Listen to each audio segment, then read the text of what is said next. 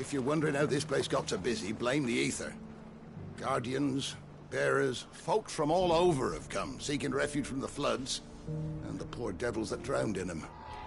For us who've lived here since back in Elwyn's day, it takes some getting used to. And sooner or later it's gonna take some sorting out.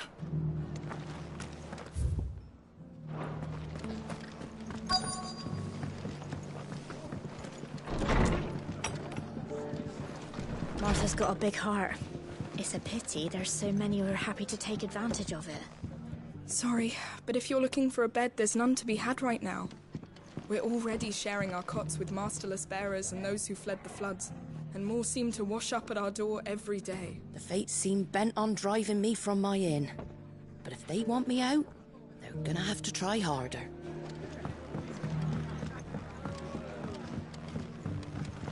My lord Marquis, is that you? It is you. Then you received my letter. I am Sebastian Rutherford, chief steward of your lord uncle's estate. Of course. We met once before. Yes, my lord. Thank you for coming. And what was so sensitive that you couldn't put it in writing? 1,000 apologies, my lord. I did not mean to offend. I merely... It's all right. Continue.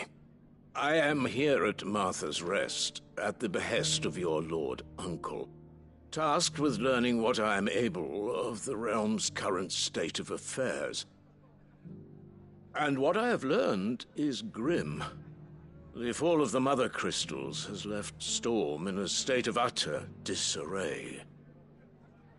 The subsequent darkening of the heavens has only made things worse. Akashic attacks, once unthinkable, are now commonplace. The gears of governance have ground to a halt, and without a steady hand on the tiller, the realm threatens to drift into utter chaos. Your lord uncle, however, believes there is a way to avoid this fate, and is determined to see it set in motion. That sounds like quite the undertaking. It is. Hence my having enlisted the aid of several colleagues serving the 7 high houses. Alas, I have lost contact with 2 of those colleagues already. They are both able-bodied and trained in the sword, yet in these dark times even that may not prove sufficient to keep a man safe on the road. So you want me to find them? I'll need to know where they went. One I sent to investigate the Republic, the other the old Imperial capital of Oriflamme. That doesn't exactly narrow it down. I suppose I'll start in Dalamil and work my way east. Thank you, my lord. I shall pray for your success and safety.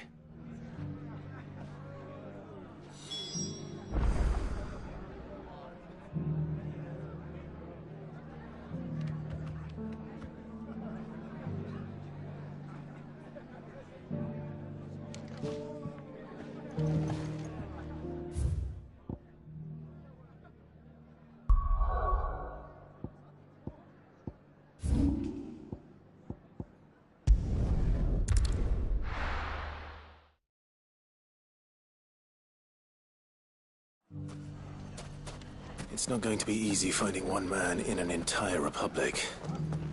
Let's hope someone here's seen something. Mummy, are the bad men going to come back? No, darling, they're not. Never again. The gentlemen of the town guard are a strapping bunch. You wouldn't happen to know if the pieces that were stolen from my stall were recovered, would you? They were irreplaceable.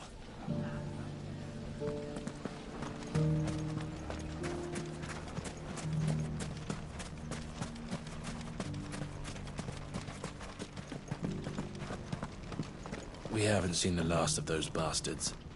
But when they attack again, we'll be ready for them.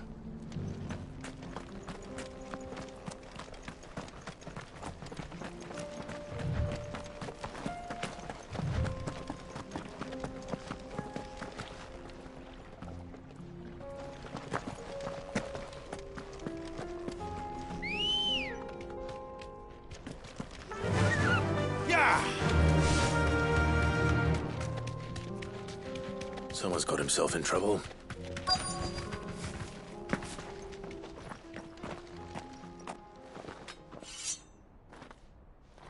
I don't see your master here, so you can start by giving us all the coppers in your purse.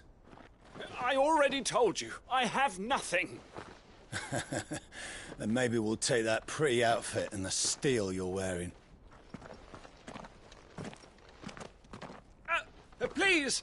These men are trying to rob me! I'll deal with this. Thank you. You that one's master, then? If you'd kindly pay the coin he owes us, we can pretend you didn't draw your blade on Republican soldiers. Or you can go back to your garrison and I won't report you to your captain. Oh, you're more than welcome to. He hasn't had many visitors since we slit his throat.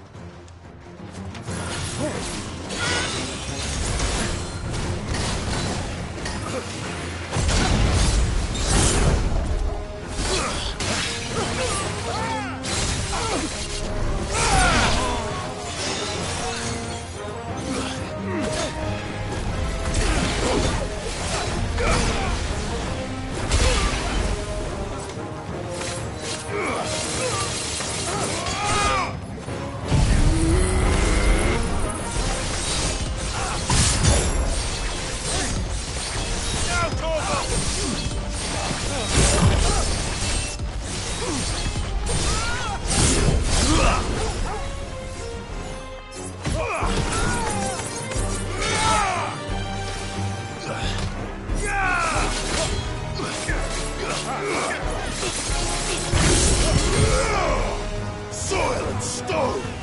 Ogle, kill!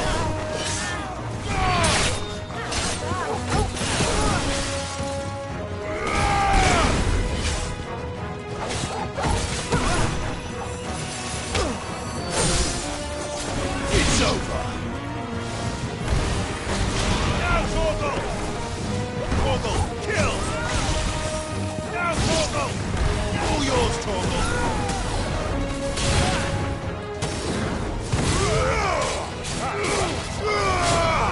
Stay down!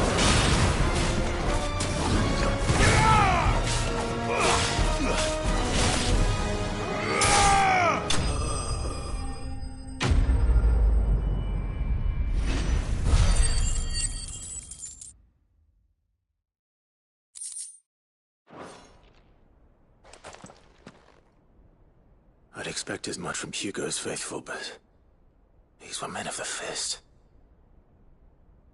Much has changed in the Republican army since they lost their rock. You've seen this kind of thing before, then? Many times. I was sent here to observe the situation. You're one of Rutherford's men. He sent me to look for you. Well, then you have my thanks. I fancy I could defend myself against one, perhaps two, but a whole regiment. I arrived in Dalimil several days ago, but when I called upon the captain of the local garrison to make inquiries, his men confiscated my effects and locked me in a cell. The captain is no more, and his men make the rules now. Fortunately, I was able to bribe my way free, only to be stopped again by those soldiers you so kindly dispatched. What of the Fist's central command? Surely they wouldn't allow such lawlessness amongst their ranks. I would imagine they are unaware of it. Most of the army has fallen back to the capital and hunkered down behind her walls. Those who weren't recalled now rule the fringes unchecked, answering to no one but themselves. Then it's worse than we imagined.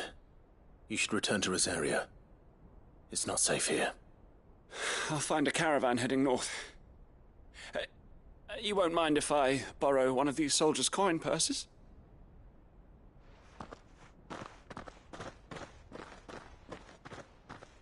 Not at all. Now, to find this second associate of Rutherford's. If he was bound for Oriflamme, I'll start at Northreach and see if I can pick up his trail.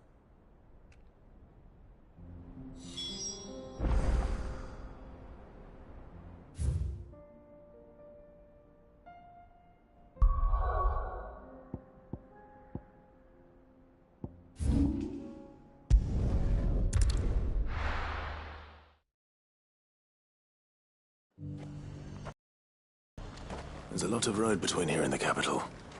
Rutherford's man could be anywhere. No use calling Ambrosia now.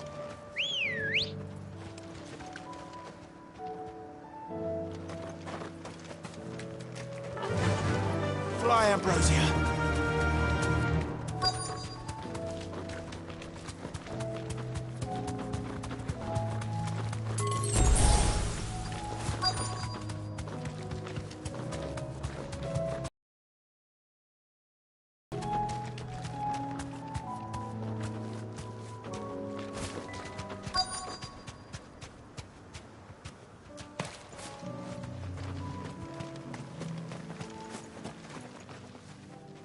What happened here?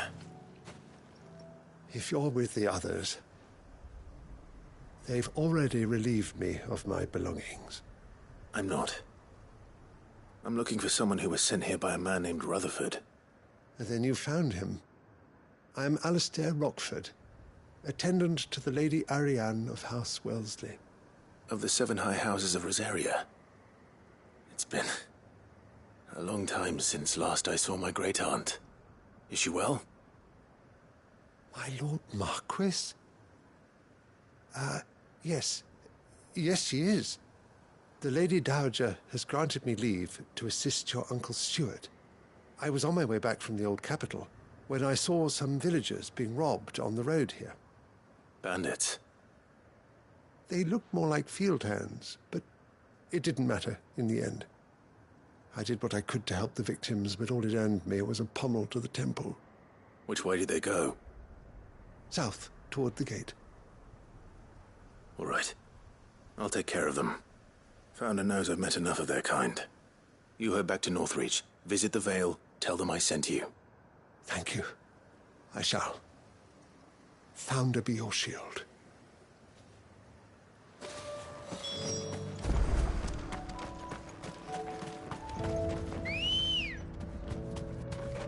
Ready, go?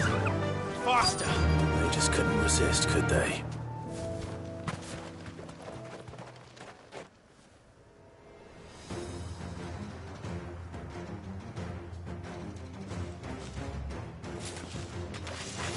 This one's ours, pretty boy.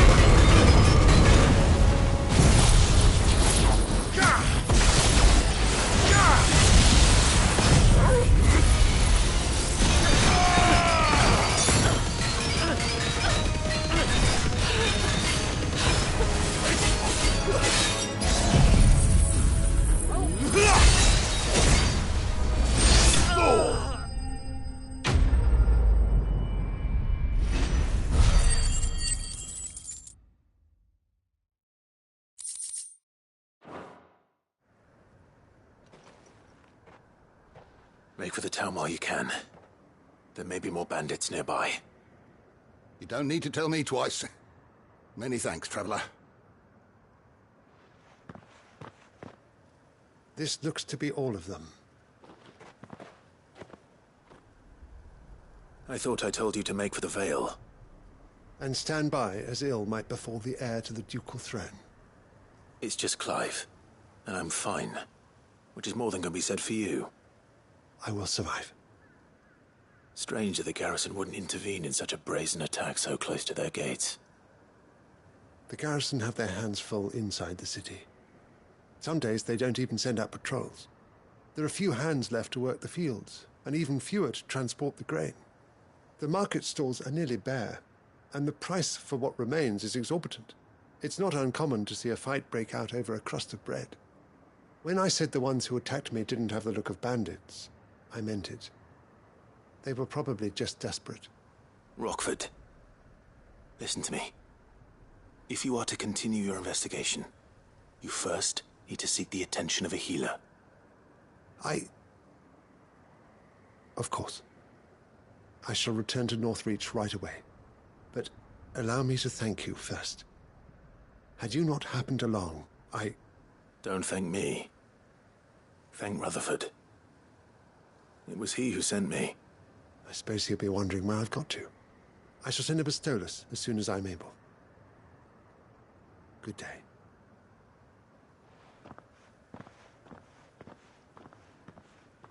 My uncle certainly has his work cut out for him. If it isn't already too late. I should go and tell Rutherford that his colleagues are still in one piece.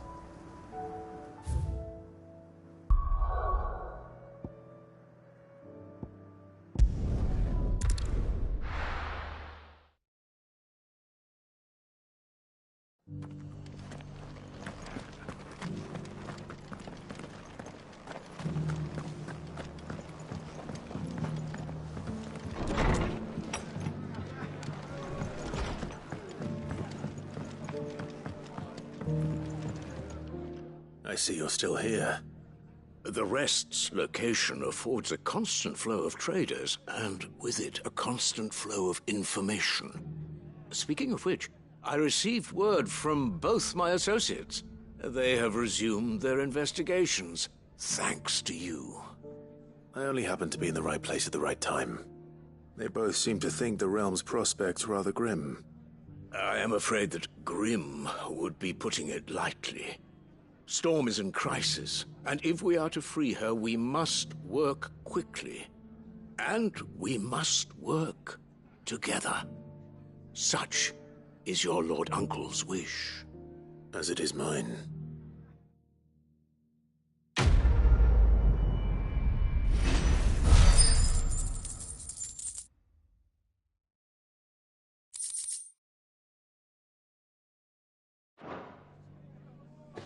I will see that your Lord Uncle is made aware of the situation in both Dalmekia and Sanbreque.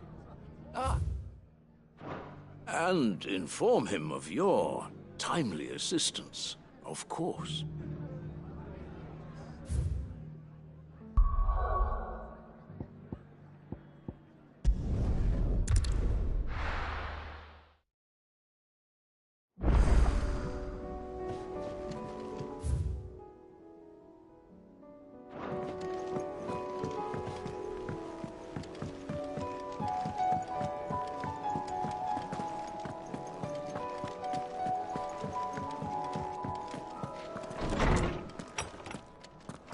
Is a storm coming, Sid? Will there be... Sid, perhaps you can help me solve a mystery. I can certainly try. Who's gone missing this time? It's not who, but what. Mid's scales, the ones she made for her workshop. I borrowed them to teach the little ones about weight, and shortly after the lesson, well, they vanished. My first thought was that they'd taken them off somewhere to play, but when I asked, they swore they had nothing to do with their having disappeared. Which almost certainly means they had everything to do with it.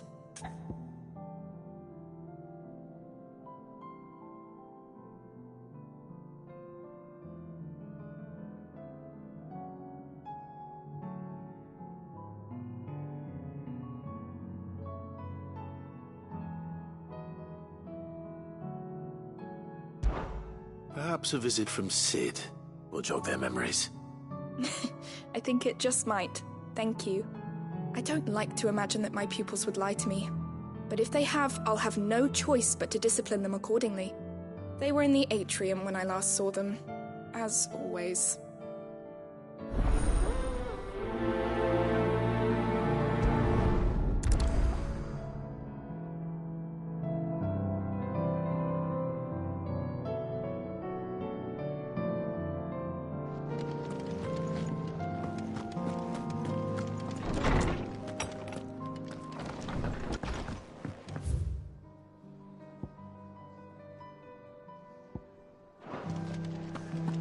Seems the hideaway's lost its appetite. Can you blame them, with the skies as they are?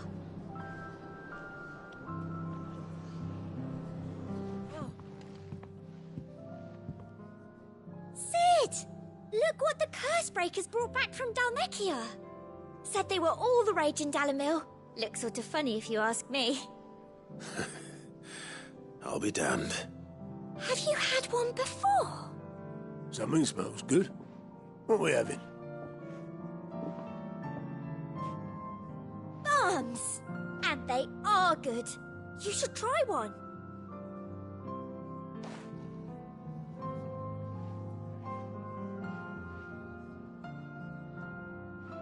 Eh? A bloody great hole in it. Who ate the rest? It's supposed to be hollow, silly. Haven't you ever seen Drake's Fang?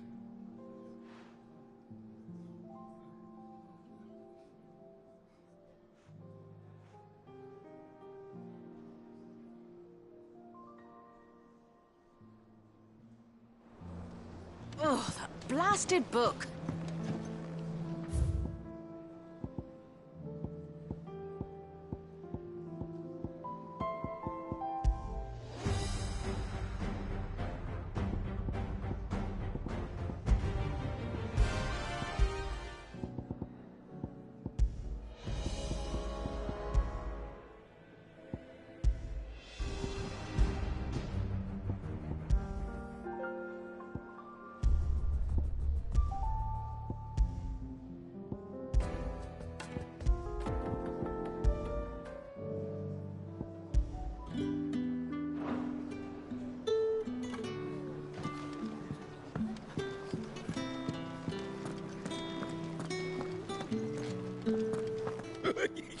Ivan's newest dish is a masterpiece.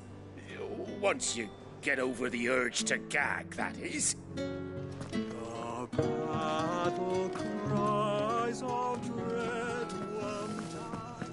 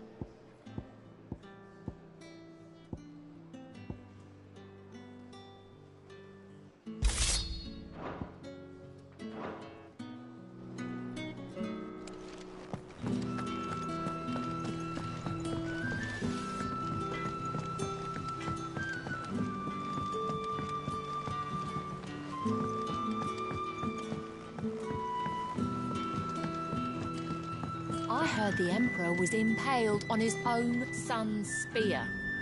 Never. Day on the boat. Kinslayer.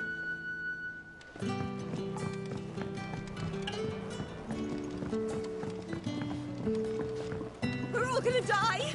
You hear me? The Akashic are coming and they won't stop until they've slaughtered every single one of us! How do you suppose they'll manage that? You ever seen one of the blue bastards swim?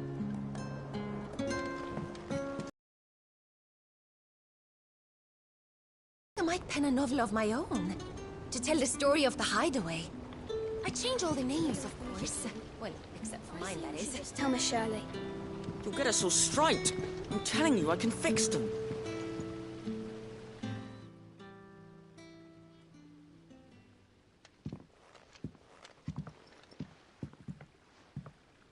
Sid!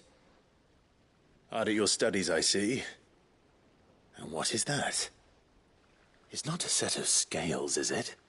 No. Of course it isn't. Well, not anymore, it's not. Oh! And just how long hasn't it been one? We're sorry. But we didn't break them. We dismembered them. Just like Miss Mididol showed us. Miss Mididol? And why would she have you dismembering her creations? Because that's the only way to become a ninja-neer.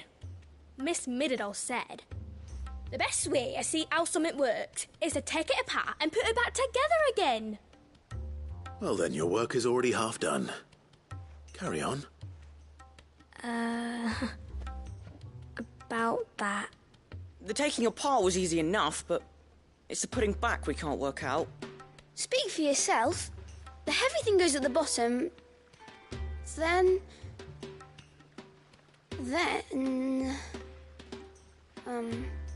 You three need to learn to take responsibility for your actions.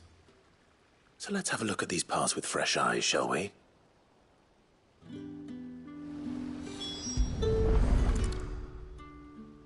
All right. Everything here was once part of Miss Mididol's scales. Every piece has its own role to play, and each is just as important as the others. If even one of them is missing, the scales won't work. So let's think about what those roles might be. You already know one of the pieces, the body. But what of the others? It's on the floor. She puts them in all her inventions. They spin round and round and round and round and... That's right. They're very useful when you want to make things move. Do you remember if there was anything on the scales that moved? I remember the arm moved when I tried weighing an apple. And then somebody ate it. It's not my fault. You shouldn't have tried weighing it before lunch. You know what part's supposed to move and how it's supposed to move. So, let's put the pieces together first, see what doesn't move, and then stick the cogwheel to that.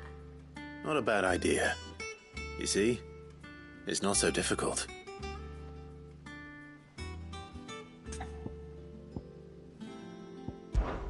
This is called the arm. Why do you suppose that is? It doesn't look much like an arm. You're right. It looks more like a wing. Like a chocobo wing! You've ridden a chocobo before, haven't you, Sid? Will you teach me to ride one day? I'll think about it. Now, what do arms do? Hold things. So wait, maybe this arm holds things too? Good thinking. You're on the right track.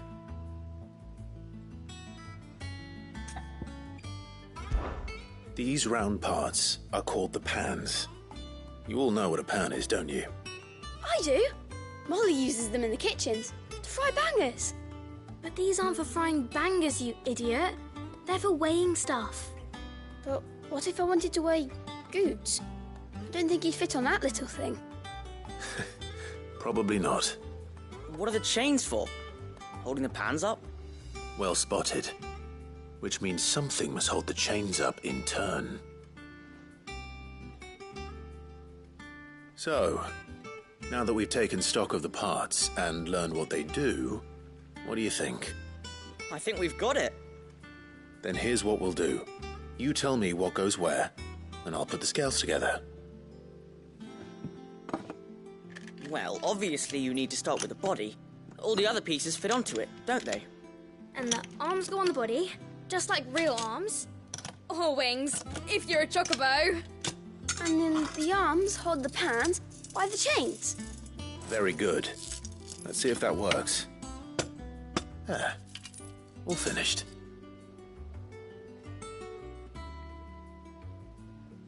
Yes! We did it! Well, with Sid's help. Oh, I just put the pieces together. It was you three engineers who showed me how. That's right. We're Miss Mididol's hares. Yeah, hares for the future. Do try to be honest with Miss Shirley.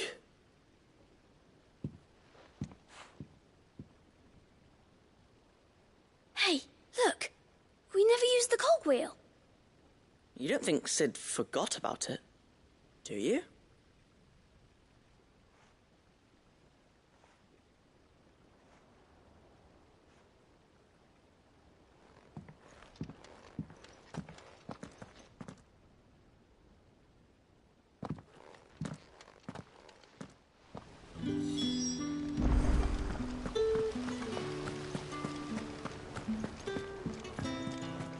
die! You hear me? The Akashic are coming and they won't stop until they've slaughtered everything. I heard the Emperor was impaled on his own son's spear.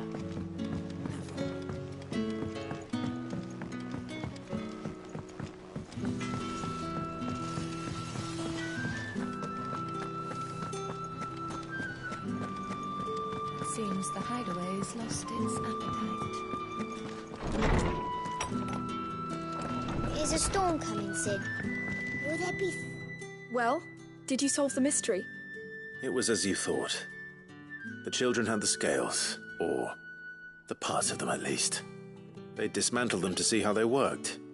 Oh, no, Mid will have my head. Thankfully she won't. This might even have been her idea. Although I was the one who ended up teaching the lesson.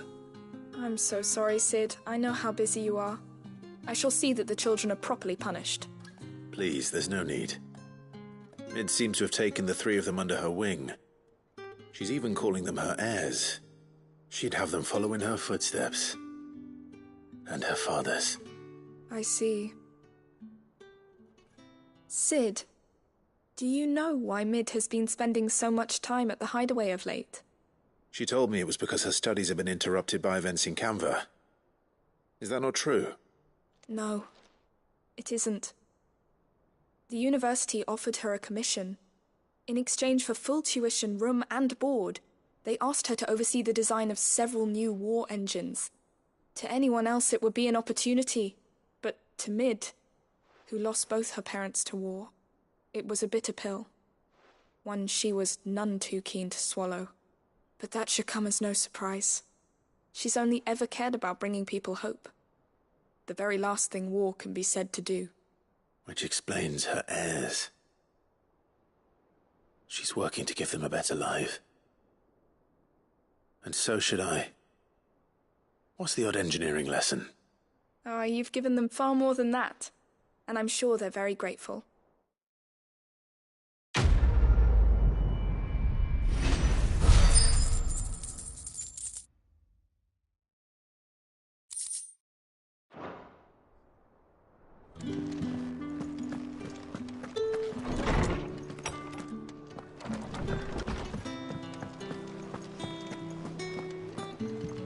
Oh, that blasted book. Here, you put me in this situation, Clive. You can bloody well get me out of it. I need a hand with a recipe. Are you sure it's me you're looking for? I'm not much of a cook. I'm all the cook will be needing, thank you very much. What I want from you is a little of your time, right? Oh, and perhaps your sword. You remember Ivan's stew, right? Well, despite the look of the thing, and that awful stench, people wolf it down.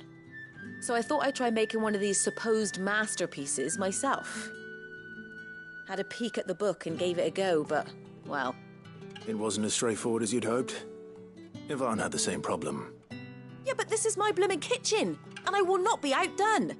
So if you don't want to be seen as playing favourites, I suggest you lend me a hand. I've never been one to play favourites, Molly. And I would be only too happy to lend you a hand. So, what's on the menu this time? A fried mortress of skyworm. That's one heck of a name, innit? Recipe seemed easy enough to an old hand like myself. Thought I'd followed it to a T. Only, turns out skyworm livers and drake's mint are not what I thought they were.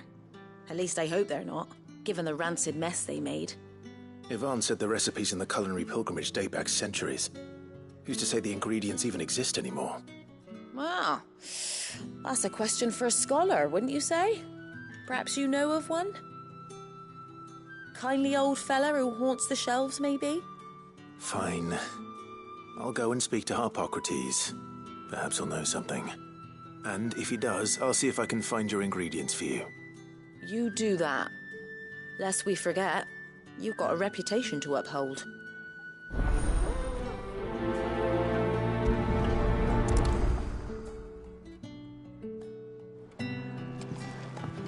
Seems the hideaway has lost its appetite. Is a storm coming, Sid? Will there be thunder?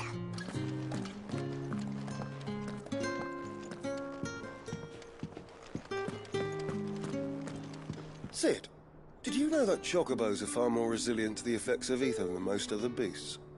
Some say that's one of the reasons they were tamed for use as mounts and sumpters, so that an ether flood wouldn't mean instant death for their riders or drivers. Me, I reckon they built it up over generations. Too many foolish traders driving their birds into floods, and only the toughest surviving. Lawsman Harpocrates, I've come to pick your brain if you don't mind. It's about the book you lent Ivan. Ah, Valisthea, A Culinary Pilgrimage, a classic. One of my favorites, in fact. The young man did a wonderful job with the Chance's stew. I do hope we shall be able to sample more such marvels in due course. That's actually why I'm here. I don't suppose you know where I might find skyworm livers and drake's mint. Ah, so the fabled Sandbrequois delicacy is next on the menu. Delightful. The descriptions of fried mortress never fail to make my mouth water. Now, skyworm is a somewhat antiquated name for the wyvern, their ground livers being the paste from which the mortress is made. Dragon livers. How very Sandbrequois. One would have thought the disciples of Bahamut would have a touch more reverence for their icon's brethren, but apparently not. I believe the specific dragon the recipe demands is the blueback wyvern, said to be the very colour of the sea beside which it resides. So we know where to look for our liver. But what about the drake's mint? Saint's bonnet in contemporary parlance, a herb which grows along the North Reach coast. I gather that one can locate the cheerful yellow flowers by their heady scent alone, so I'm sure you'll have no trouble finding them. I may add that people once believed game was best served with the flora that sustained it in life, in which regard fried mortress of skyworm is undoubtedly a typical dish of the time. Meaning that if I find one, I find the other. To Northreach, then. Best of luck, Clive. And do save me a bite once the dish is complete.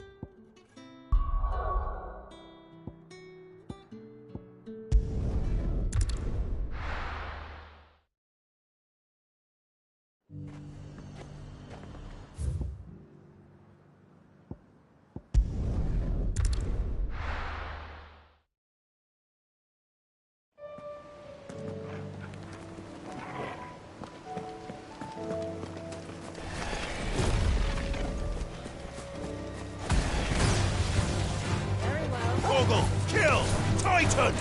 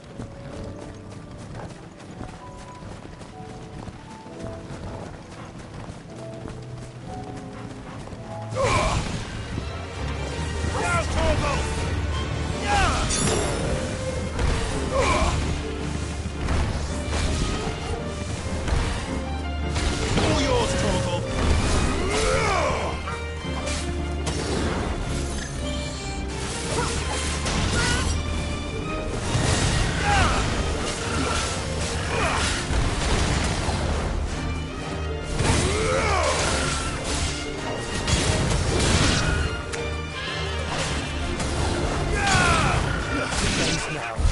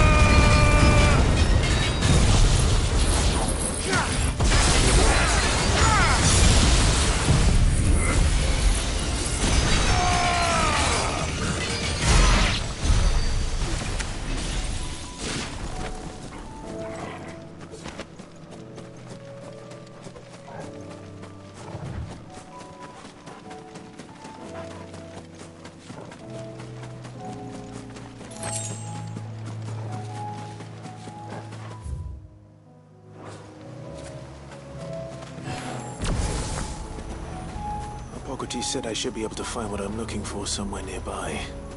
Right, Luke? This must be our wyvern. All right. Let's get this over with. All yours, Torgal! Slow. Torgal, kill!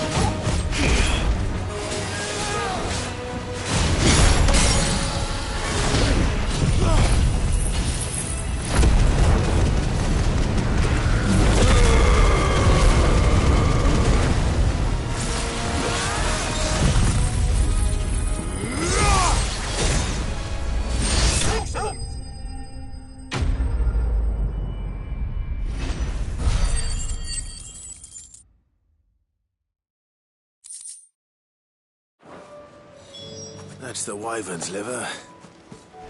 Now I just need to find the herbs. Bright yellow with a heady scent.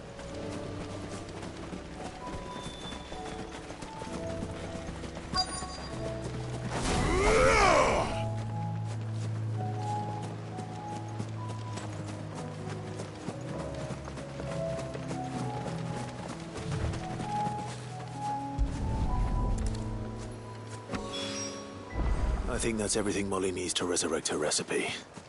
Better head back.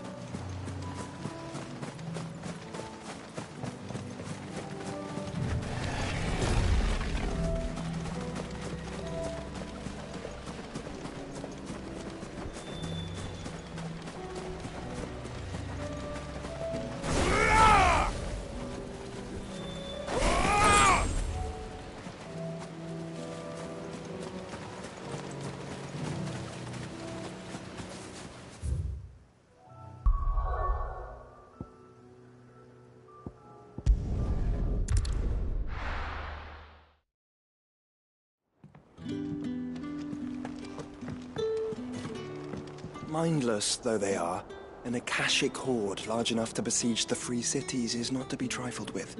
We must proceed with caution.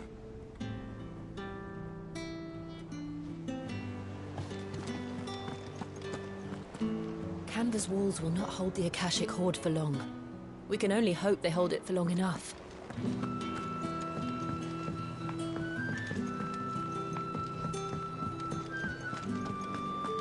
Seems the hideaway's lost its appetite. Can you blame them, with the skies as they are? So, did you have that word with Tomes then? I did, and he was as helpful as ever. He told me exactly where to look, in fact.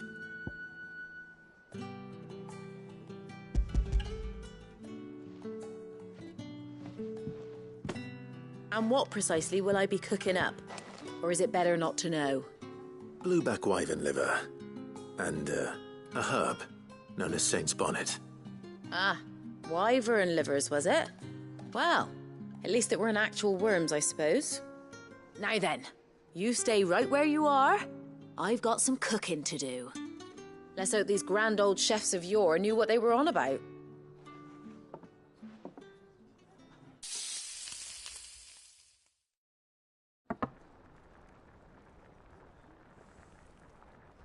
And here we have it. Fried mortress of skyworm. Ivan's offered to make sure it's fit for consumption. Well, I say offered. He as good as begged. And rightly so. Is there any higher honour than partaking in a slice of culinary history?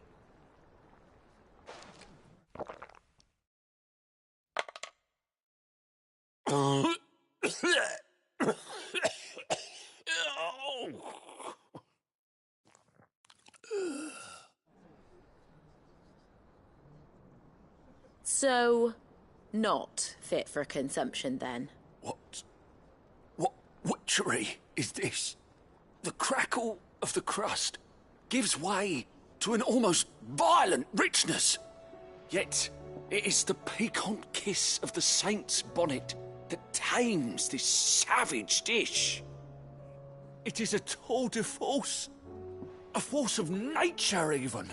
A maelstrom of flavour and sensation. A graceful beast emerging from centuries of slumber. I think he likes it. Well, I can't quite tell with all that nonsense he's talking. But I reckon you might be right. It was decent then, I take it. Decent? It's remarkable. And I defy any man to say a word to the contrary. Sid, might I suggest that you command a party of your finest men and women to procure a dozen blueback wyverns forthwith? I'll give it some thought.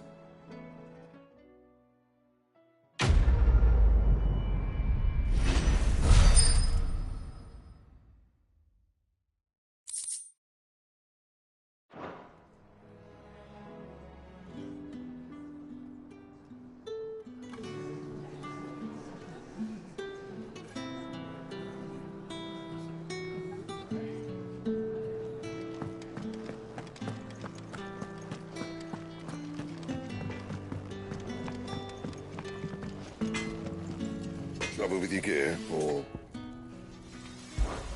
So, what'll it be?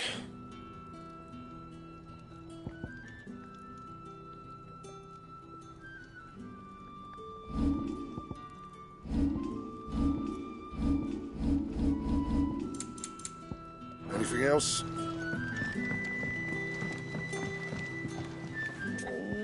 What am I gonna do?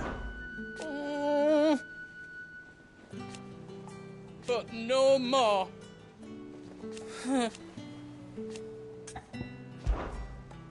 Is everything all right, Goots? You seem more discomposed than usual. Oh, I don't know what that means, but I'm in a bit of a muddle. Oh, I think Nan might be in trouble, and she's... It's all right. You can tell me.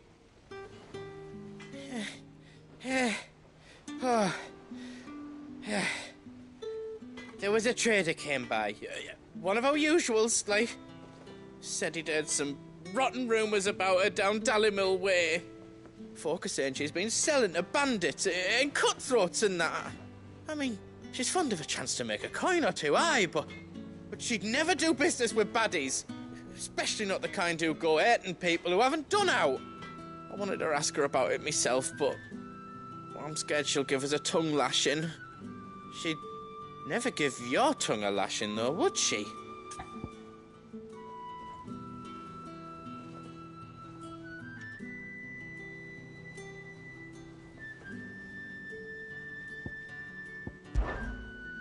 Don't worry. I'll speak to her. Oh, thanks, Clive. You'll let me know what she says, won't you? Of course. I'm sure it's all just a misunderstanding.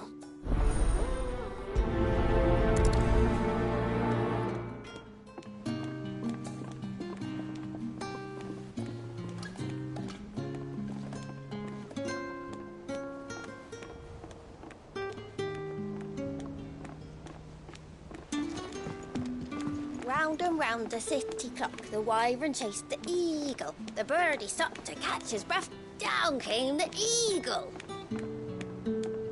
Round and round the city clock, the wyvern chased the eagle. The birdie stopped to catch his breath, down came the eagle.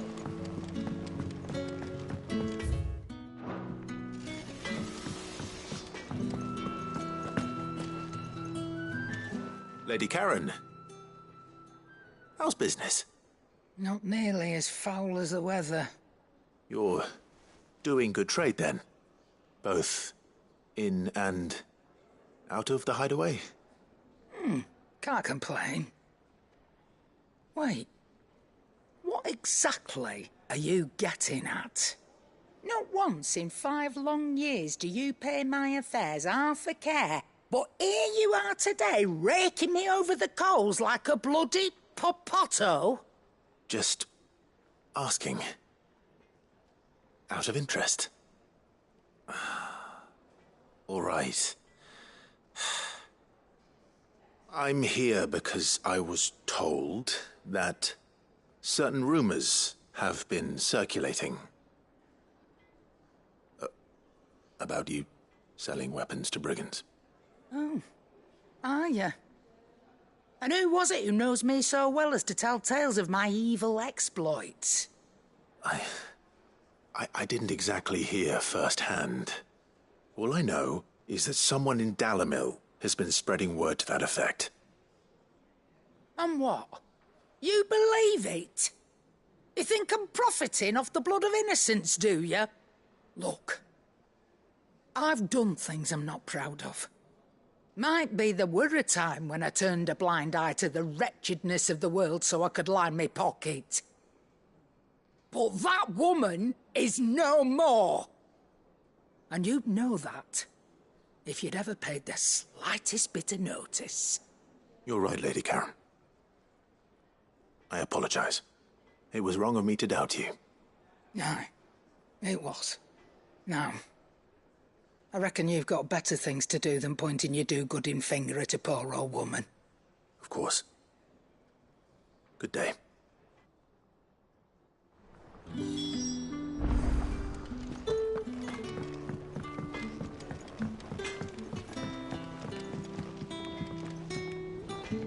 I spoke with Lady Karen. What did she say? That the rumors were unfounded, and that I was a fool for thinking they might hold any truth, along with some other things that made her feelings clear. And while it sounds like she may have done things she regretted in her past, she says those days are behind her. Oh, well, that's good. I knew Nan wasn't caught up in out bad. But why would people say she was? What did she ever do to them? It's not right. No, it's not. But people do things for all sorts of reasons. Perhaps we'll never know. Well, I'm going to find out. That trader, he said they were all talking about her in Dalimil. So that's where I'm going. I'll find someone who'll tell me, you'll see. Are you sure that's wise? Whoever's spreading these rumors means Karen ill. Oh, right. But that's why you'll be coming with me, isn't it, Clive? I suppose it is. I'll find out who's been making up lies about poor Nan, and when I do, I don't know what I'll do, but it won't be pretty.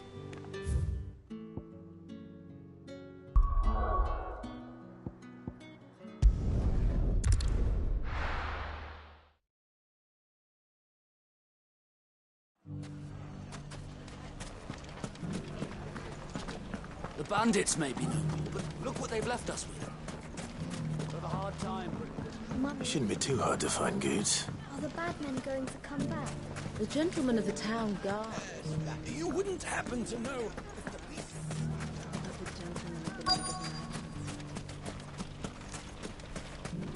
Could be I know something more.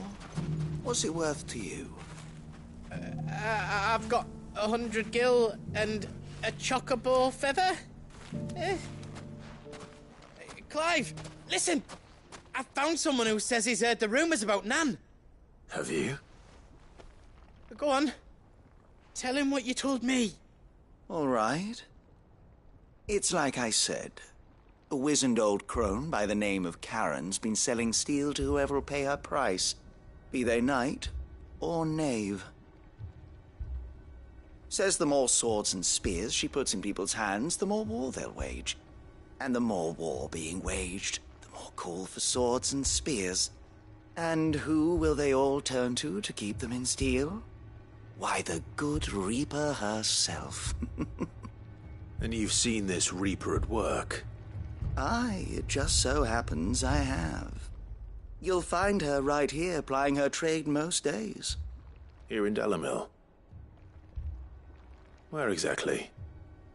She has a stall here in the market, but if you're not the patient type, you can probably find her at her storehouse on the edge of town.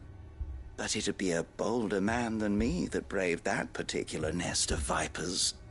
Feeling bold, traveler? I hope so, for your sake.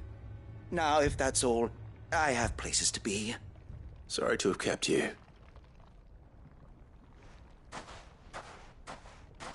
You don't think Nan's the Reaper, do you?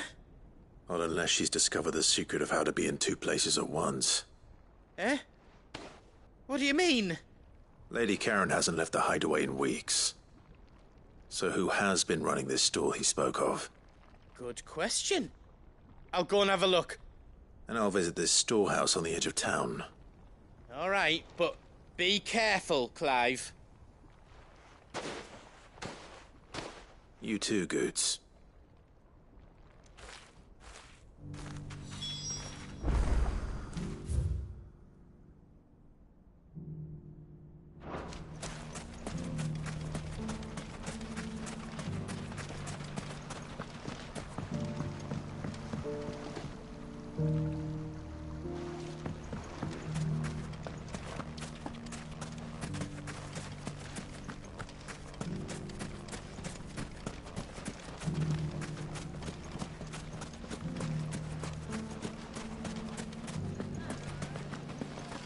The gentlemen of the town guard are a strapping bunch. What a mess. It has long been my habit to keep a watchful eye on the comings and goings around Dalimil. Can I interest you in a new sword? My comrades and I... And defend Dalimil? I always... Meanwhile... Proof it...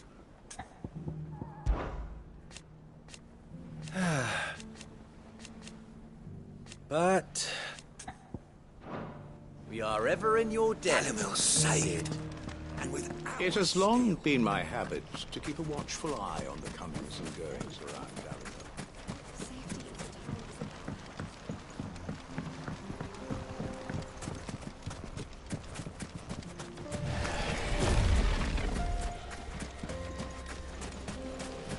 Time to brave the Viper's Nest.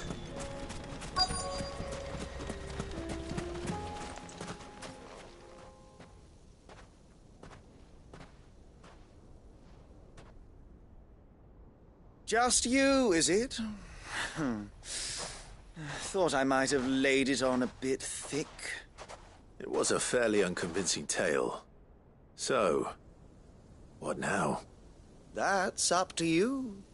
Die a slow death, or a quick one. Boys, he's all yours. But that sword is mine.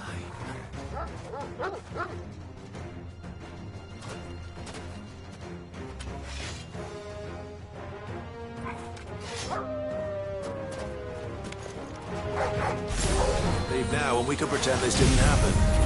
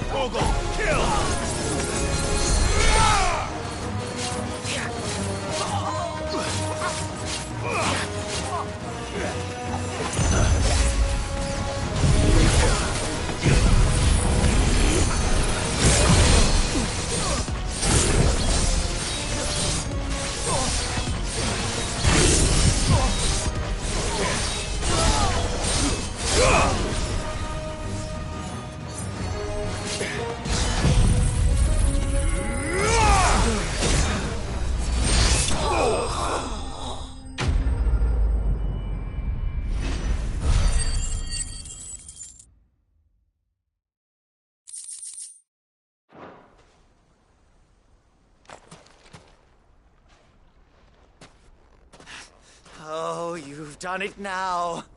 Go on. Tell me what I've done. When the Borgwyn finds out you've killed his men, he'll have your head. He only wanted that bull of a manservant, the dim one always clinging to Karen's skirts. You weren't even supposed to be here. Who the hell are you anyway? What were you going to do to him? The Borgwyn wanted him to get to Karen.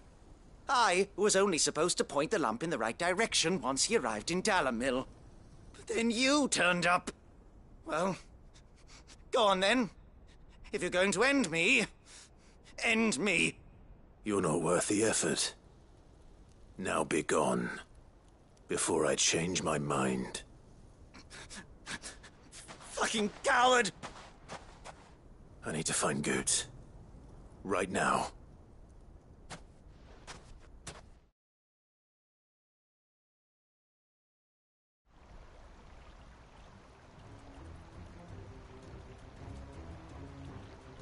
Get your filthy paws off me, you naughty-pated lout! Stop calling me names! And stop spreading them horrible lies about Nan! Well, that will be easy enough. For they are not lies. Every last word is true. And she must pay for her crimes in blood. Lord! Goot, are you all right? He's gonna kill Nan! He said she had to pay in blood! After what she did, it is only right. She ruined my life and the lives of countless others. That loathsome harpy's very existence is a crime, and I will not allow it to continue. Goots, was it? I have no quarrel with you. Only with your employer. Run along now. You need not pay for her sins. No. No? I don't care what she did. I won't let you hurt Nan. Promise me you won't hurt her, or I'll kill you myself! Goots, no. Enough, all of you!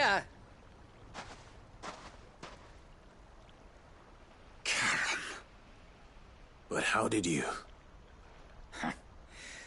You're a sight less clever than you think you are, the pair of you. Did you think I wouldn't notice the two of you slinking off together? Well, the whole thing got me thinking, who in Dalimil might bear me a grudge?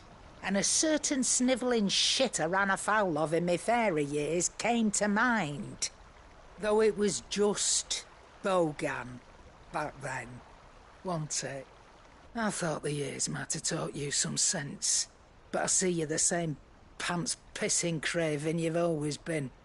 What was it we called you? Wet legs? You bitch! Everything that happened, it was all your fault! And now you'll finally pay for what you did to me!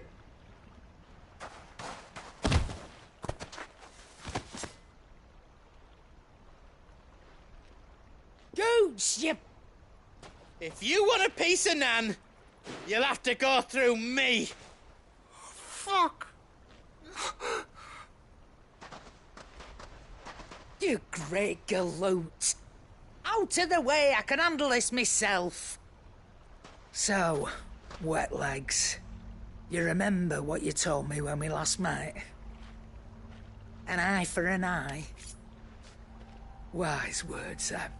Wise words. And now, it's time to collect.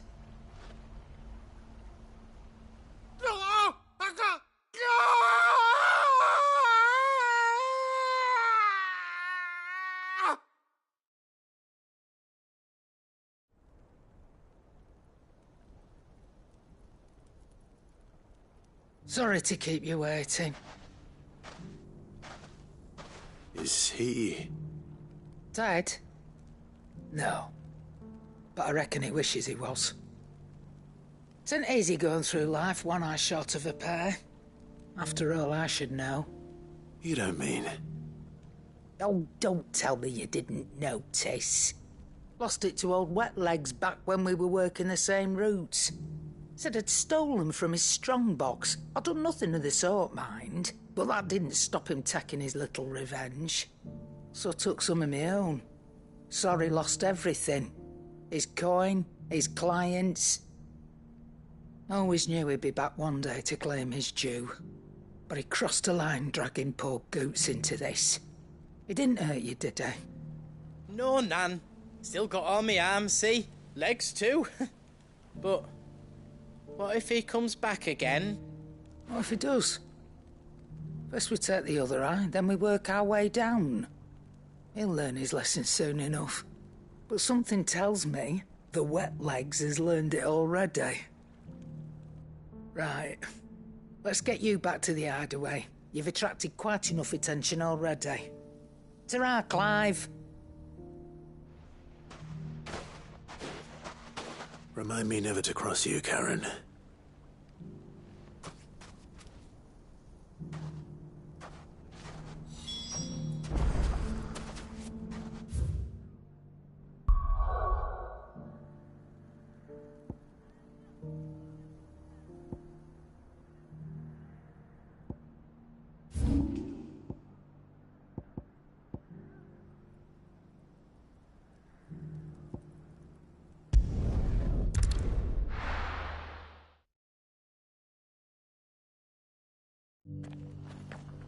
No use calling Ambrosia now. Opportunity. What brings you to our humble village, young man?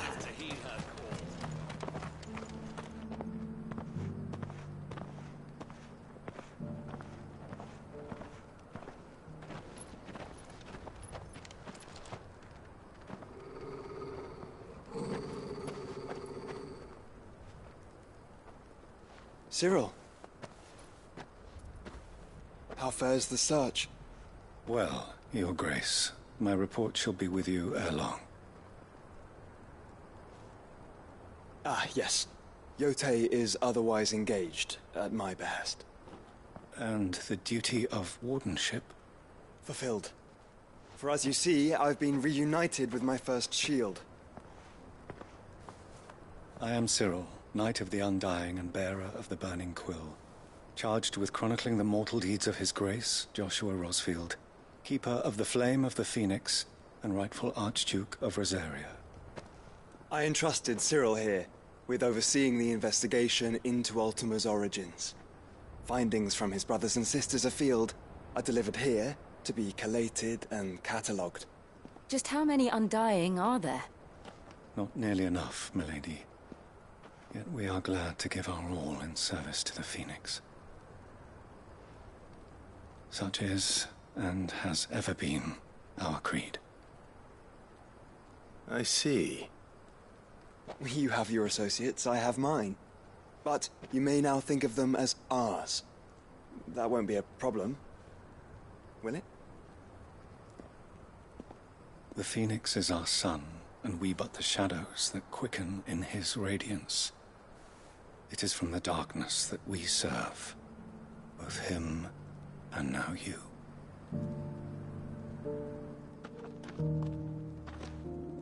Pray accept this token.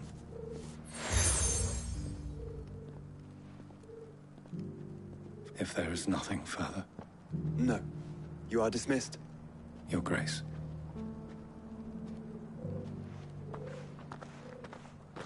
To Canva, then. We'll talk about this later. Cyril seemed very, You certainly keep strange bedfellows, Joshua.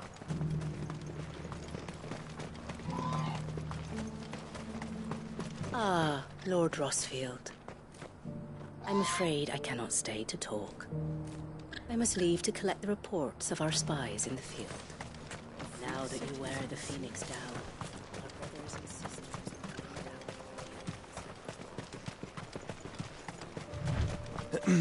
Are you sure this is the right way, brother?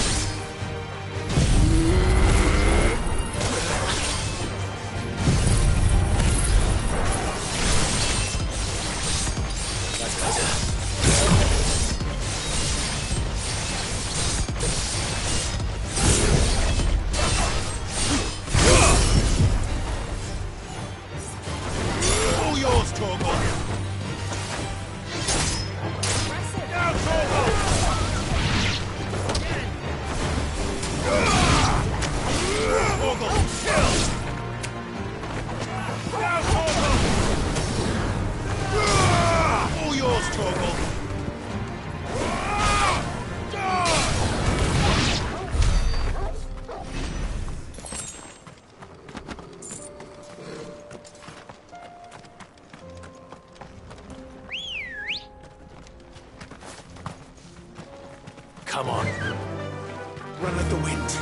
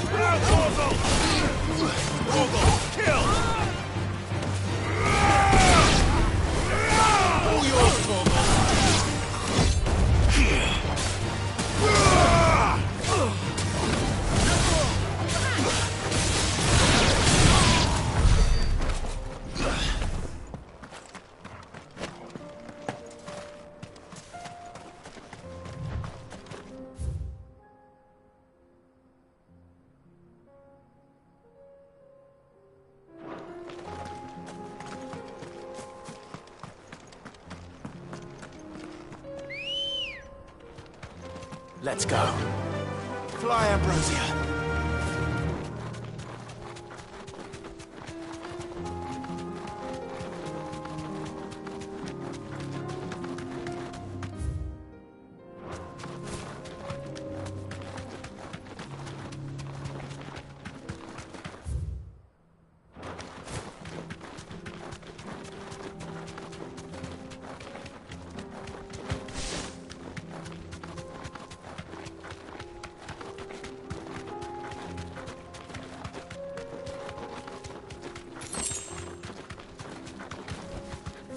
You deserve a rest.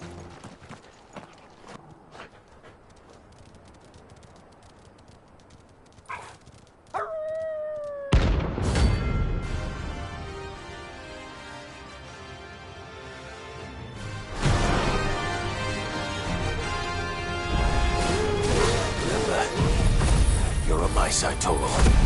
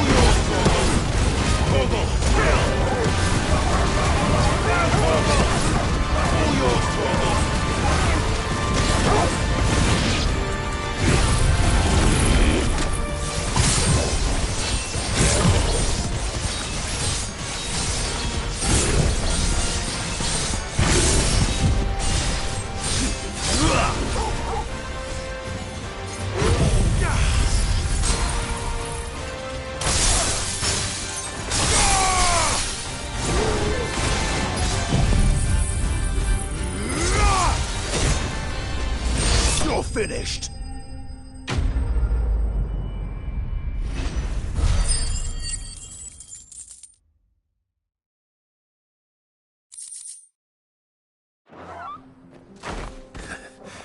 Shouldn't have messed with the leader of the pack, eh, boy?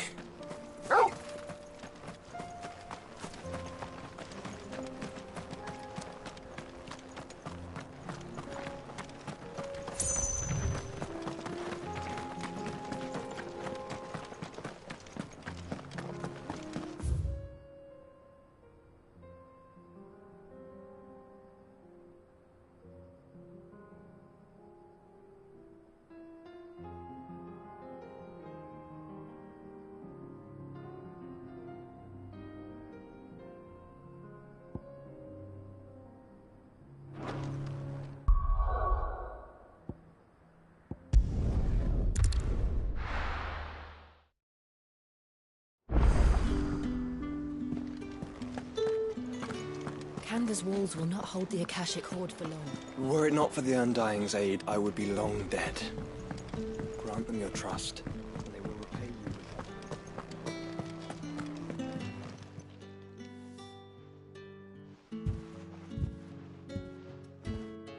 Nothing like a dish of cold vengeance to foul the gut. I'm sorry, Nan. I didn't mean to make things worse. I just thought I had to protect you. Like you've protected me. Aye, well, someone had to. Your parents certainly didn't give a whit for your well-being. Reckon the both of us would be worse off if I'd not taken you on. You've always been me right eye, Goots. And I'd have you stay that way. So don't you dare go looking for trouble again. Well, I will. If you ever need help, I'll do it again and again, and you can't stop me. Why, you big lump. Fine. Play the hero if it makes you happy. Thanks, Nan. I won't let you down. There's nothing he wouldn't do for you. That's as maybe. But if he's ever to make his own way in life, he'll need to start looking out for himself as well. Till then, he'll need people to watch his back, just like you did in Dalamil. Don't think I didn't appreciate that. Of course. His family. Stop it. You make me one good eye, mister. I don't go thinking that'll do you any favours. A potion today'll cost you the same as it did yesterday.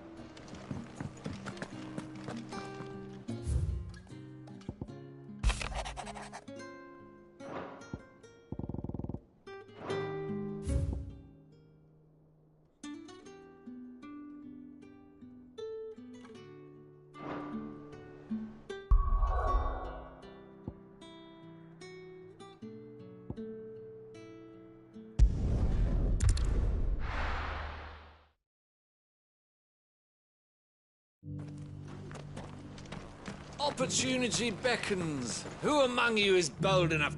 Is that blade for hire, perchance? Because I have a mind to make a killing. Figuratively, I hope. Well, yes and no. A passing caravan carried with it a rumor most fortuitous for one in my trade, that an elder Dread Evis had been sighted in the fields of Corava. Dread Evis are aggressive beasts. Compelled as they are to acts of violence, few survive to maturity, but those that do develop a hide of phenomenal value. A hide you want to sell?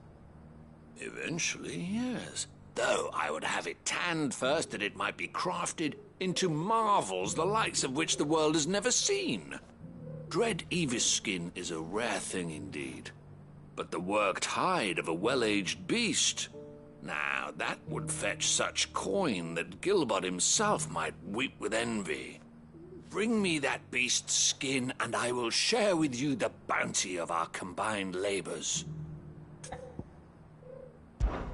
All right. I'll hunt your Evis. Of course you will. When one lives in such troubled times, it is a fool who lets opportunity slip his grasp. Leave Tabor through the east gate, but take the path that branches west. Once you reach the checkpoint at Tovany, you are a mere stone's throw from the fields of Corava. I eagerly await your safe, and above all, triumphant return.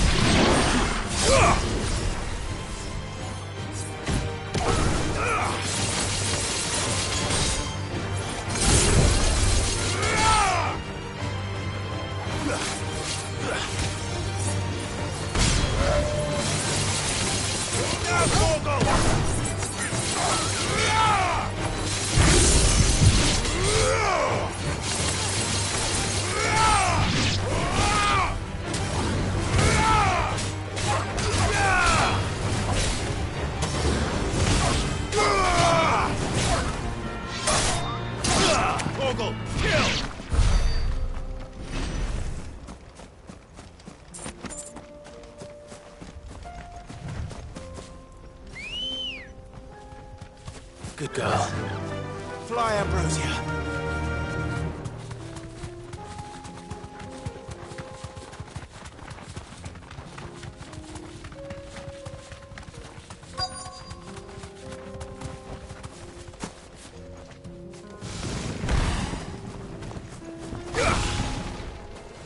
Old he may be, but it looks like there's still plenty of fight in him yet. Now, Torgal! All yours, Torgal!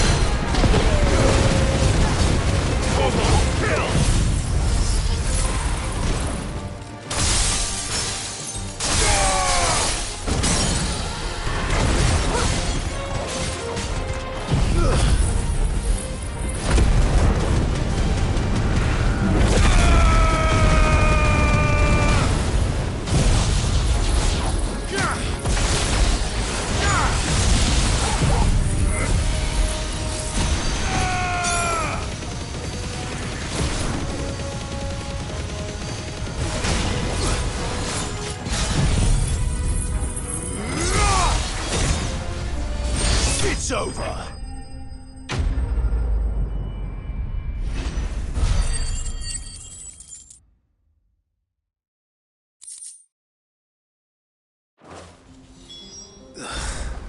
This thing reeks. The sooner it's off my hands, the better.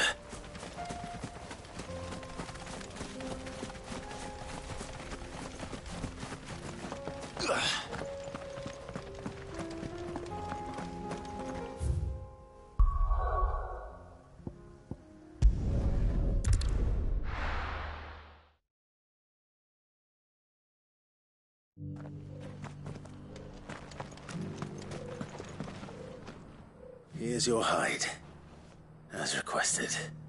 I worried you might never return. Quickly, let me see it.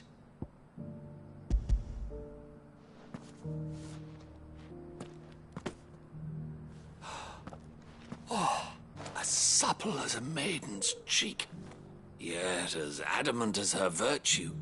This is everything I had hoped for, and more. Clearly, my trust in you was not misplaced. You must be a hunter of considerable talent to have bested the beast with nary a scratch. Join me as my honored partner. With my means and your might, we shall be as wealthy as the merchant kings of Zemeckis. I don't plan on making a habit of this. I'm busy enough as it is. Very well. Though I believe fate had a hand in our meeting, it would be unbecoming of me to beg. Do not allow me to keep you from being about your business. Here, for the hide.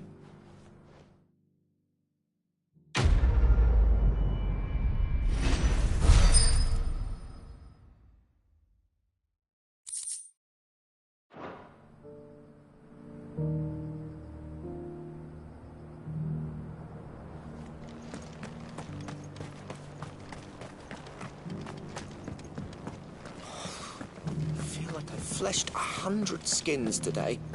Stay focused, will you? One step that scrape and 100 hard work will be for nothing. Careful how you pack that leather. Any creases or scratches will bring down the price. You! Finally. No one was paying me the slightest heed. Is something wrong? At the university, the students would hang on my every word. Sadly, this far from home, I'm just a vagrant greybeard. The university? You're a scholar. A specialist in ancient cultures. The most accomplished in all Valisthea, some have said. Not that I look the part in these tattered rags. In my heyday, no obstacle could have kept me from my studies. Yet here I am, a wizened windbag, bested by the many steps of Tabor. The answers I seek lying just beyond my enfeebled reach.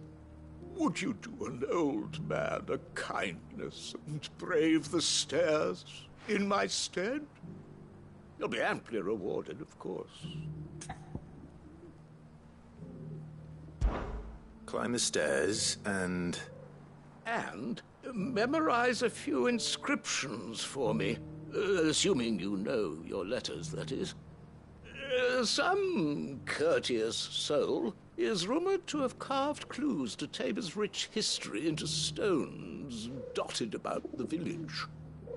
3 of them, to be precise. 1 each to the north, south, and east.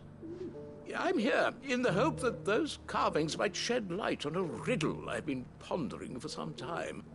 Namely, the otherwise undocumented origins of Tabor's unique people. People quite unlike those of neighboring lands. I can't promise I'll remember everything perfectly. Remember what you can. I'll piece together the rest. Make for the domed pavilions, and you'll have no trouble finding the stones.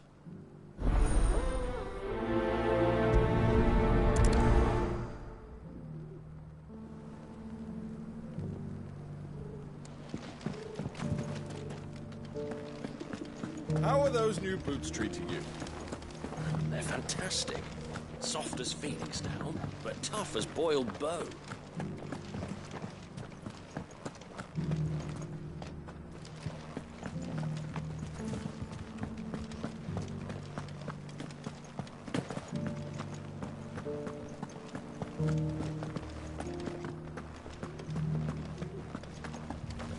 That Cyril fellow's an odd fish, don't you think? Well, scholarly sorts like him always are, aren't they?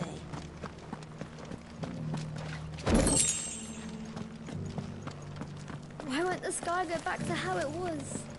I don't like it. Nor do I, dearie. So it's these stones to Canva and the rest of the boxes to Dalaman.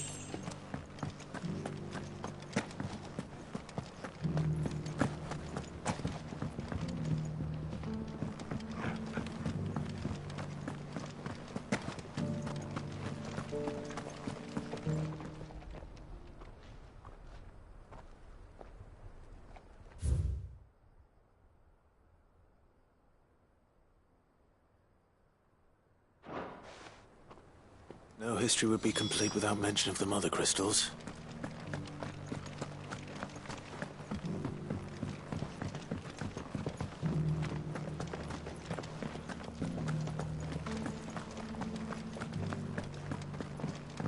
You wouldn't happen to have a decent whetstone in there, would you? Not a scratch on them.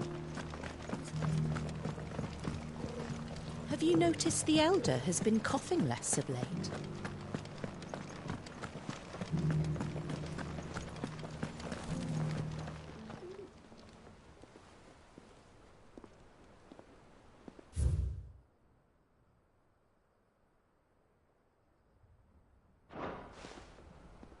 What golden plains might the wanderers have called home, I wonder? Mummy made a pottage from it.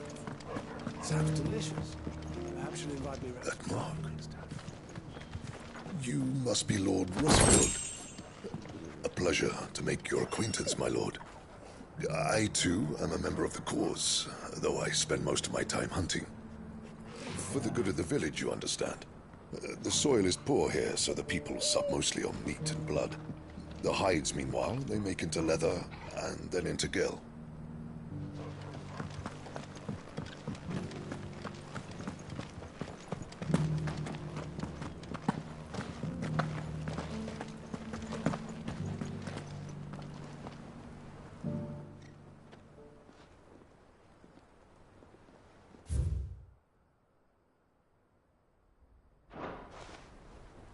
Farmers must have settled here in Tabor. I should speak to the old scholar before I forget everything I've read. The engravings were in good repair considering their age. Oh, would that I could have seen them for myself. Come, don't tease me now. What did you learn of this place and its people? Let's start with the engraving to the south, shall we? What did it say?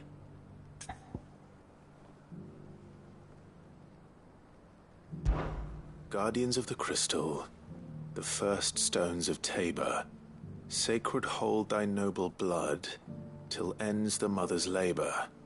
I'm pretty sure that was it. Fascinating. It would seem the founders of this city were descendants of those fallen charged with protecting the mother crystals. But whatever could have driven the Guardians so far from their sacred charges, I wonder? The engraving to the north is next, I think.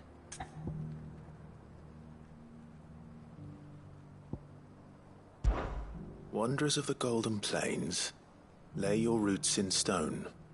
With pride recall thy noble past, and make these rocks a home. Or, I think that was it, at least. No doubt you're right. There are vestiges of nomadic customs in Tabor its guardian roots could never account for. This is proving most enlightening. Now, for the final stone.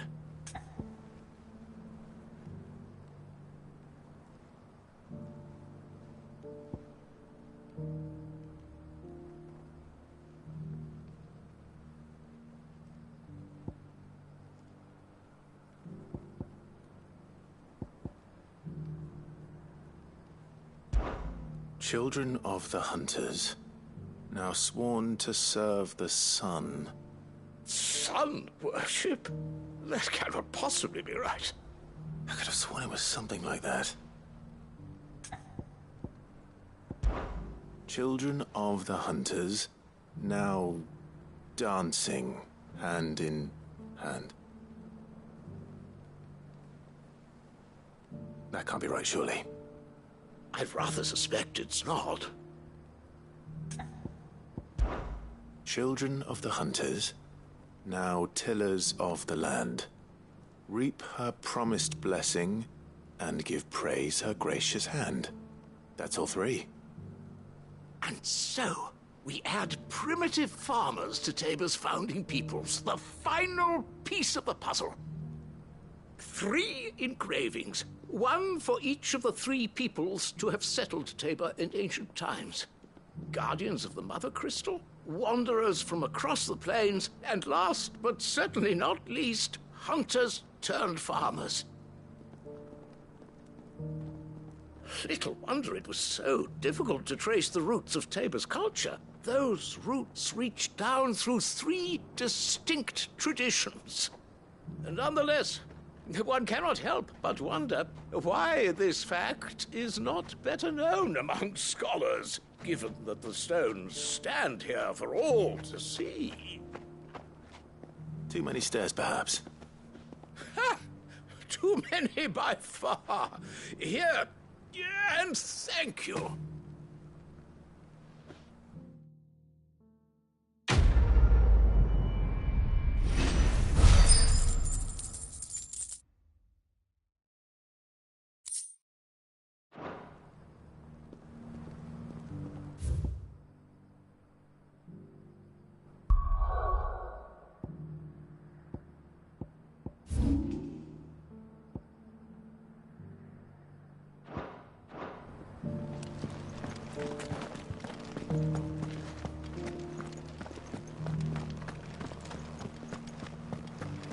Careful how you pack that leather.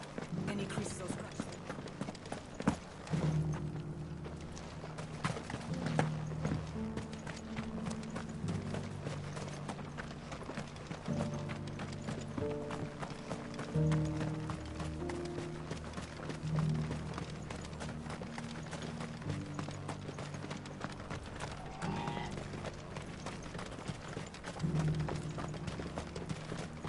The free cities under sea?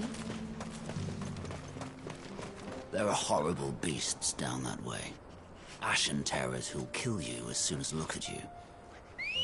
Would that I had the strength to kill them first.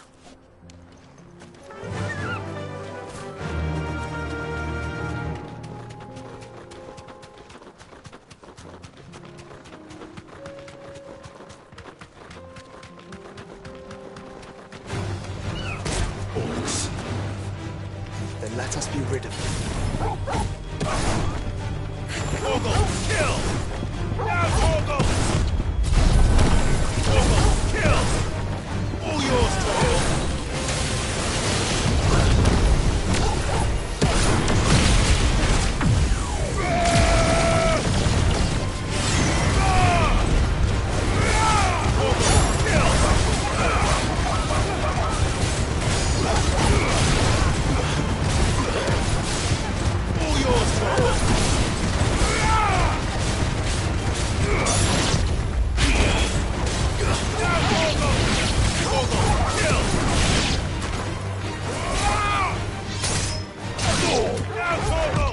Nice try. All yours, Torgal!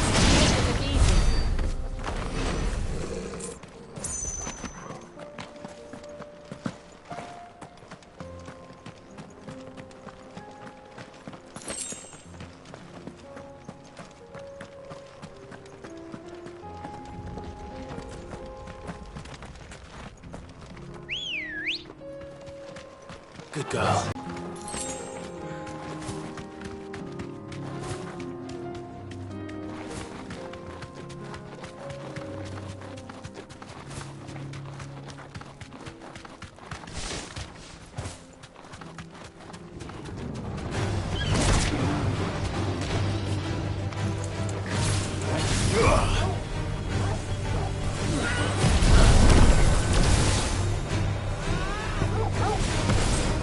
All yours, Torgal!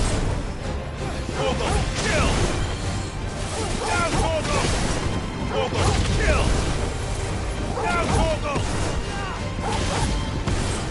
Now, Torgal!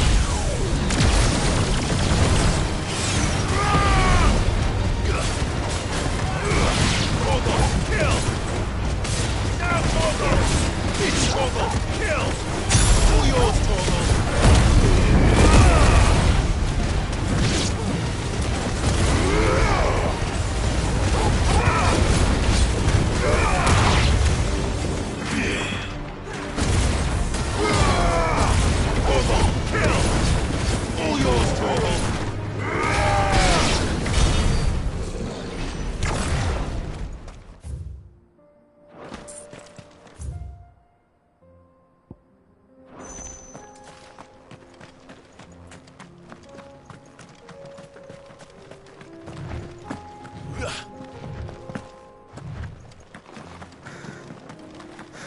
Clive. Smoke. Is the city fallen?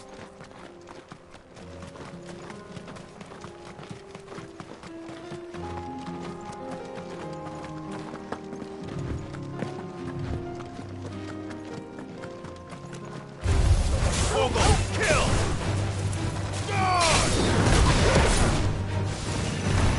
Torgal, kill!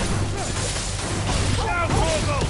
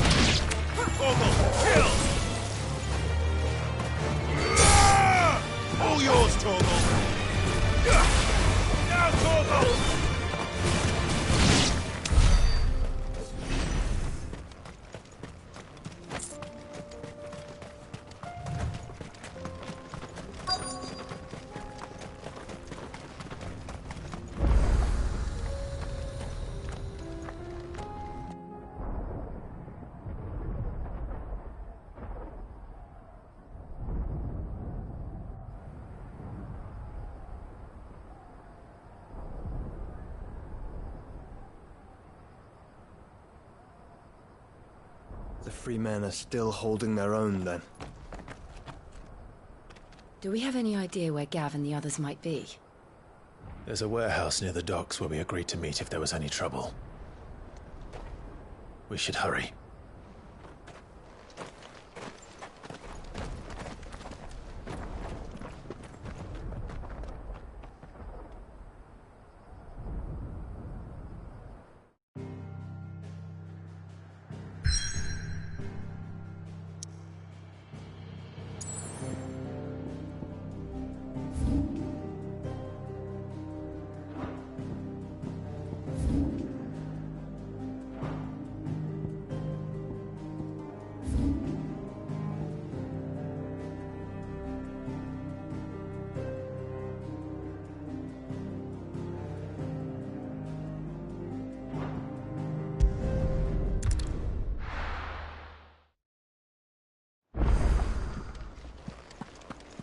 Were it not for the Undying's aid, I would be long dead. Grant them your trust.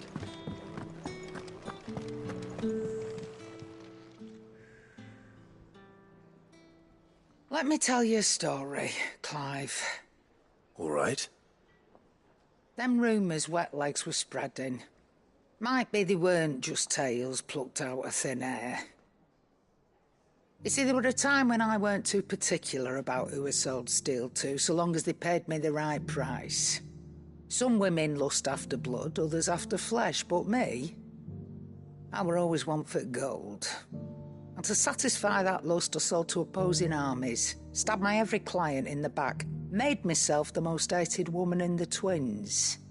But then one day I met a man who made me a different kind of offer. Said he'd give me access to a realm-wide community of like-minded individuals in constant need of steel and sundries. On the condition I sold to him and his alone. Was that the first time you met Sid? Aye. And I fell right into his damn trap. He was true to his word, so I ended up being true to mine. And I soon started making the best profits I've seen since taking up the trade. And all without aiding or abetting any outlaws. Except Sid himself, that is. Told me about his plan to topple the mother crystals, you know. Said that with them gone, the realm would want for all manner of things. An opportunity for the likes of me to mint Gil. Why, I reckon an enterprising individual could find herself the richest dam in the twins. And that's when he had me. I emptied my stores that day and moved into the Hideaway proper. And the rest, as they say, is ancient bloody history. A dozen years on, and I'm still not the richest dam. Not for lack of trying, mind. But I can say, I have never been happier. You've all shown me there are some things more precious than Gil. That there are. So don't you go messing it all up, or you'll have me to answer to.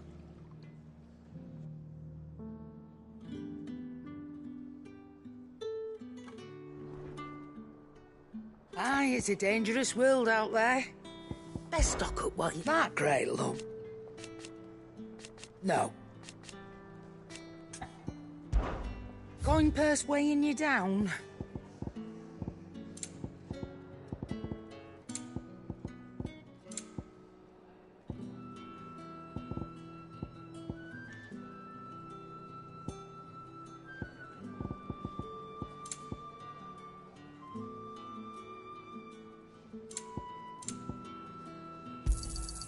You're rubbing me blind, you know.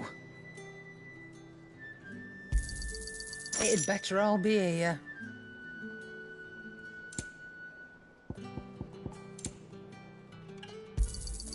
You're rubbing me blind, you know.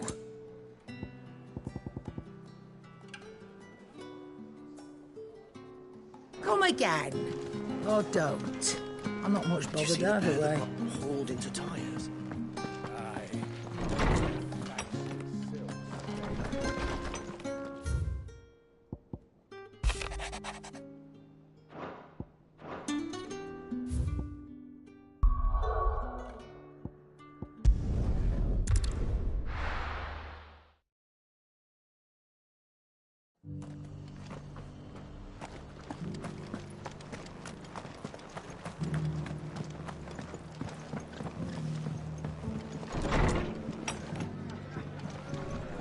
Martha's got a big heart. It's a pity there's so many who are happy to take advantage of it. Ah, Clive. Just the man I was hoping to see. Oh? And why is that? You remember how some of Sir Wade's guardians took up residence here after the Akashic attacked? Well, now the rest have come to join him. Seems their barracks in the Lazarus have been lost to an ether flood. Now, I don't mind having a few more brave boys around to keep them animals at bay. I ain't daft after all. But we ain't got nowhere for 'em to bed down. Poor buggers are having to make do with haylofts and chocobo pens. I'd build 'em a new barracks here if I could. But where would I put 'em? There just ain't enough room up here on the rock. Which leaves us in a bit of a pickle. The people we're counting on to keep us safe are living like beggars. I see. And it ain't just that lot. There's bears to think about too. There's been more and more of them turning up lately, coming from all over looking for safe haven. But there's only so many we can shelter with the room we've got. We can't keep cramming more and more people into less and less space. What we need is a new home for our new arrivals. And that's what I was hoping you might help me with. If it ain't too much of a burden, of course. It's no burden. Thank you, Clive. So, where were you thinking of making this new home? Well, I reckon we could do a lot worse than Eastpool. Eastpool. It's been a long time since I thought about that place. It was a tragedy, what happened. And if any of us could have done anything to stop it, we would have. But what's done is done. And those who lived there wouldn't have wanted the village they loved to be left in ruins. I suppose you're right. The blight might be pressing in, but I reckon it's got a good few years left in it yet. There's just one problem. A band of cutthroats have made it their den, and they don't seem like they'll be moving on in a hurry. Nasty bastards they are too. I've lost some good men to their raids. Would have sent someone to clear 'em out sooner if my boys didn't already have their hands full fending off the Akashic. But now we've got a few more guardians of the flame to call on. I reckon it's time we made our move. What do you say? Fancy leading a raiding party? I do. Eastpool was once home to people I loved. I won't have bandits sully those memories. I'll gladly drive them out of there. And I know the men will gladly follow you. I've already shared a few thoughts with Sir Wade about how we might be able to win the place back. And I dare say he's got some ideas of his own too. Why don't you go and talk to him? Of course.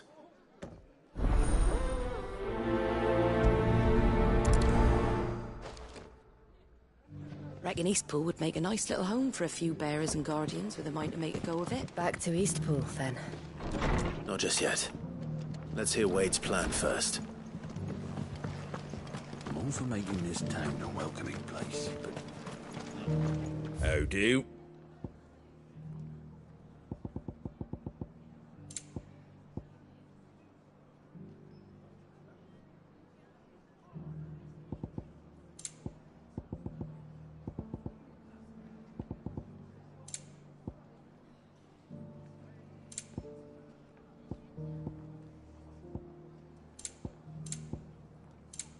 Take care out there, eh?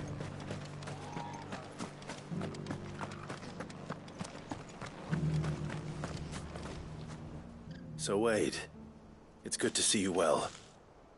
And you, Lord Rossfield. And you. I spoke with Martha. She tells me you have plans to free Eastpool and make it your own. That's right, though it was mostly her idea. I rather fear my men have been treading on her toes somewhat since joining us, not to mention each other's. And then there are the bearers, men and women who found the courage to flee their masters and sought refuge here. We need somewhere to settle them, and I can think of worse places than Eastpool. As can I. Which is why I agreed to help you win it back. That's very kind of you. I'd be most grateful if you would. With you beside us, we shall soon send that rabble of rogues running for the hills. So, what can you tell me? That thankfully there aren't too many of them. Fewer than a dozen at our last count. And rather less, thankfully. The road that leads there will more than likely still be crawling with Akashic. A small force would suffice to clear the village, but if the Akashic were to follow them in, That force could end up trapped between a rock and a very hard place indeed. I'll head into Eastpool and deal with the bandits. You and the Guardians can stay outside the village and fend off any Akashic who come too close. Make sure I'm not taken unawares. I can't ask you to bear all that risk yourself, my lord. The Akashic are the bigger risk. I can handle a few bandits. Well, if you're sure, I shall summon my men at once. Shall I wait for you here? No need, my lord. You go on ahead. We'll be with you before long. All right. I'll meet you at Eastpool then. We shall see you there. And may victory await our coming.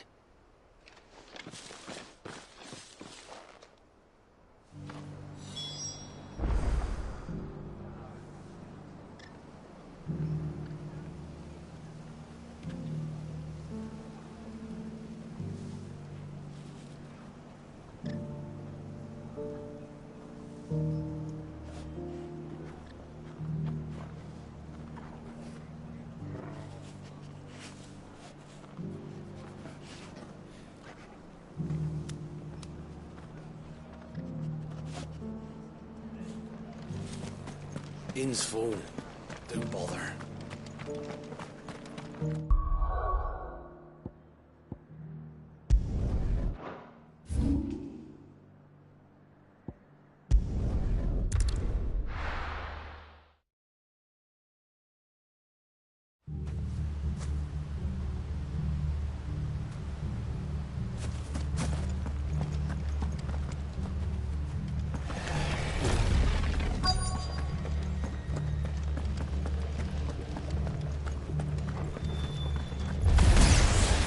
Who the hell are you? Kill them! You will leave this place or face the consequences.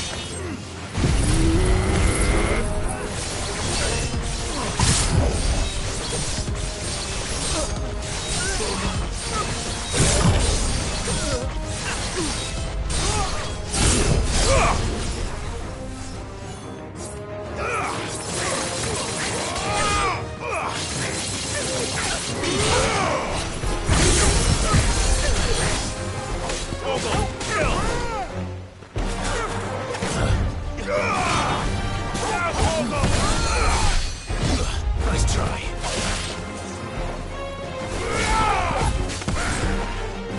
Stay down.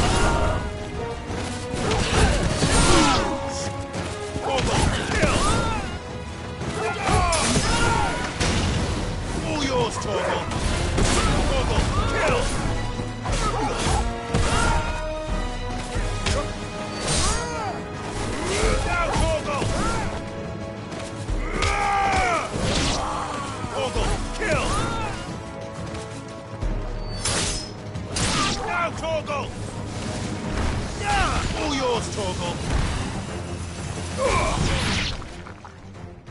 That's the end of that, then.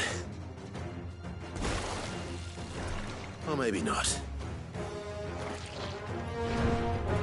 What's that thing doing here? Doesn't matter. It goes too. Now, Torgo! All yours, Torgo! Now, Torgo! All yours, Torgo! Now, Torgo!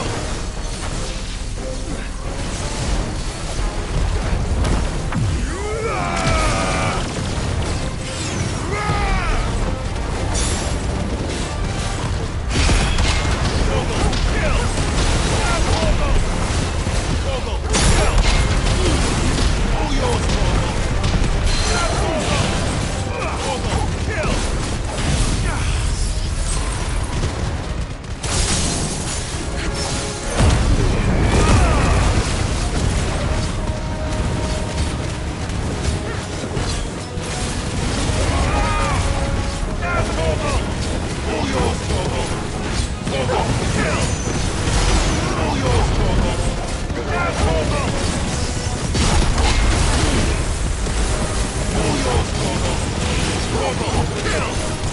All yours, Torgal!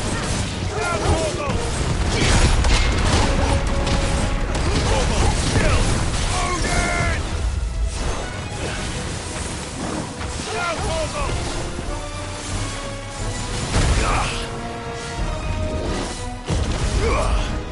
All yours, Torgal! Nice try.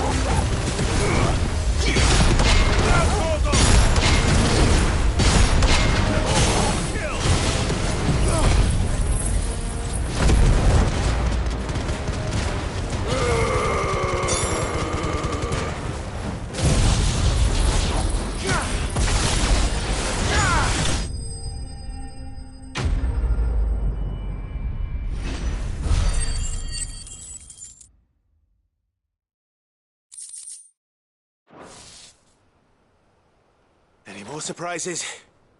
I'll take that as a no. Bravo. A magnificent display, my lord. You were watching.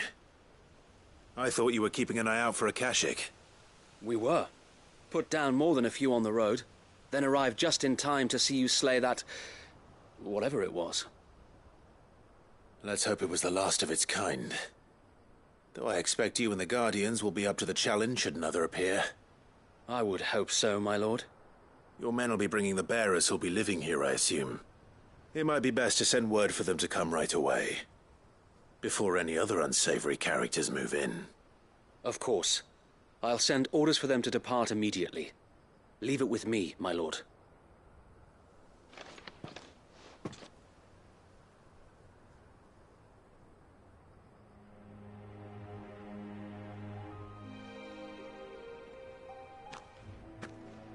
Home. Without masters. No. We're the masters now. Our lives are our own at last. That's all of them. And not a single Akashek in sight. Now to begin the important work of rebuilding the place. It won't be easy. Especially not after 5 years of beasts and blackguards having their wicked way with the place. The masonry might still be sturdy enough, but half the beams are rotted. Those that weren't lost in the fire or burned by the bandits, that is. It'll take a bit of elbow grease, but we'll see Eastpool rise again. Just you wait. So wait. Lady Hannah is buried here. If you don't mind, I'd like Oscar to join the rebuilding efforts. He should be a part of this. Of course. I couldn't agree more. I'll let Martha know that everyone arrived safely. If you need anything more, you have only to send a Stolas. And we will, my lord. Safe travels. Eastpool lives again. Let's go and tell Martha the good news.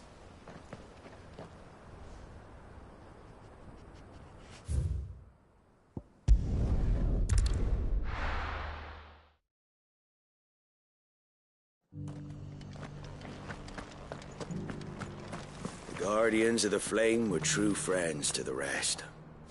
They fought our enemies, manned our barricades, joined us on our patrols. Now they're gone, I suppose it's back to double shifts. Can't say it wasn't a relief to see the better part of the Guardians finally taking their leave. We barely had room to breathe, what with them and us and all the others all crammed in together. They were good lads, though. I miss not having them around. It's now very good news, I say. If it is true, we might finally have a chance to get our country back.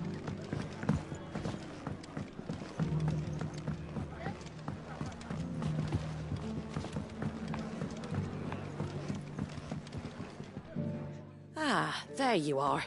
All went well then. Sir Wade told me you got rid of the bandits while his lot kept an eye out. Nicely done. And what's all this about some shape-shifting nightmare showing up? On second thoughts, don't tell me. It'll only give me nightmares of me own. What matters is you did it, and now we can build our new village. I suppose it will be. What will you call it? What else? Eastpool. Sir Wade said it best. There's plenty bad happened to that place, but that don't undo the good that happened there. No need to throw the baby out with the bathwater. Did Wade say that? Well, something along those lines. Anyway, the poor souls might have made it to Eastpool, but their work ain't done yet. So the way I see it, neither is mine. If it's food or lumber or strong backs they need, the rest is ready to provide it. Thank you, Martha. No, thank you. You didn't have to help us. I wanted to.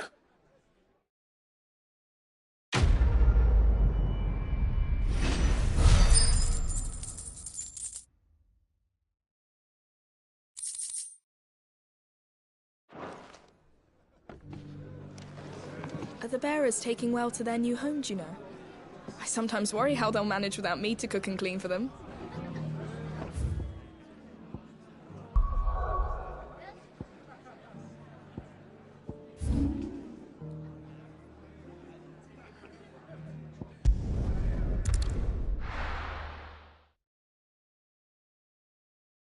I'll be taking you all to a storehouse in the bay.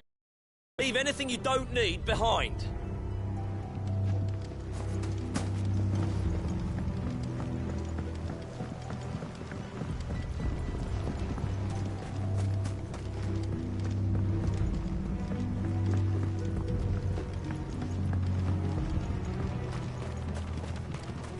If you're ready, we leave at once. You know what you have to do. Clive, I fear that I must bid you farewell. As you know, our time grows short. The Lord Chief Justice's vultures are circling. We must strike now. Before we part, I want you to know that, though I may not always have been your most vocal ally, I trust you, as I trusted your predecessor. Thank you. I appreciate the sentiment, and I understand more than anyone how you feel. But is revenge really the answer? It is the one I found, and it is all that I have lived for since that day. But what of Lostwing? Everything you've built. I built Lostwing to achieve this aim. Once it is done, the village will have served its purpose. My comrades and I are sure of our cause, and we shall fight to the last, come what may. But there are those among us who cannot fight. Children, the elderly, bearers afflicted by the curse. I would place Lostwing in their hands, if I thought it would do them any good. But a village home only to the frail and the infirm is not likely to stay a safe haven for long.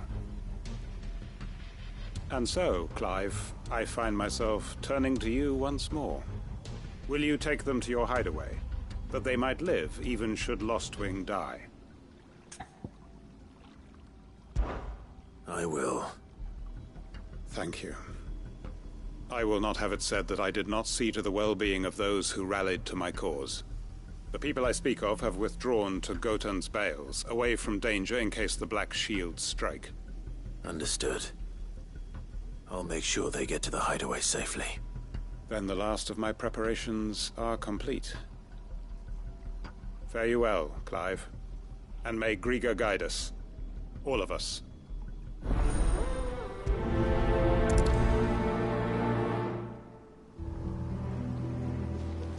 I'll search the village one last time for any stragglers. Then join Master Quinton and get some justice. Those who cannot join us in the coming fight are gathered at Gotan's Bales. I would ask that you see them to safety.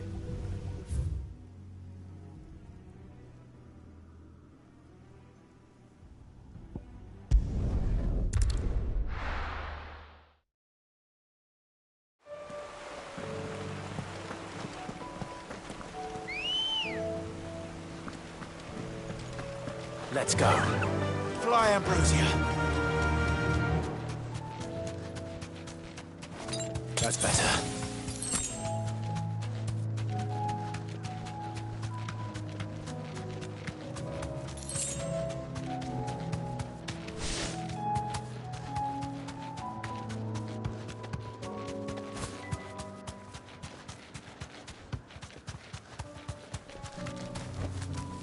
I can walk from here. Everyone, Quinton has asked that you come with me. He can no longer guarantee your protection, but I can. There's a safe place I can take you to. Well, if that's what the Master thinks best. Sid, none of us would be standing here today if it weren't for Master Quinton. We owe him our lives. So we ain't about to start telling him what he should do with his. If he's saying we ain't safe in Lost Wing no more, it's 'cause he ain't coming back. And if that's what has to happen, then so be it. I only hope he can see this through to the end. That we get to see justice done. I hope so too. Oi! You lot! Where's everyone else? They ain't already left, have they? They've gone with Master Quinton. Fuck! Fuck! Fuck! What's wrong? I've just come from the Justice's manor. We have to get Quinton to call off the attack. It ain't just the Black Shields protecting the place. He's got a guard dog and all. A fucking monster. They don't stand a chance against that thing. If I don't get the message to them, they're all gonna fucking die. No. We can't let this happen. Sid! Don't worry about us. You've got to catch up with him. We can't let Quinton die before that bastard does. All right. I'll do what I can. Where is this manor? It's way over to the east, through the woods. Heaven Hall, he calls it. Promise us, Sid. Promise us you'll do what you can.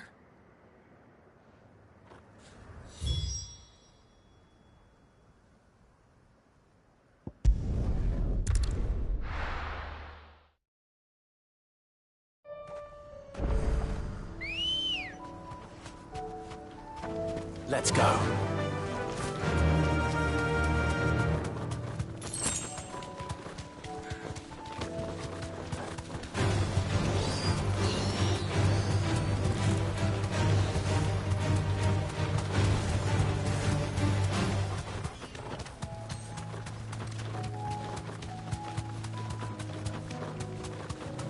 Caution, brother.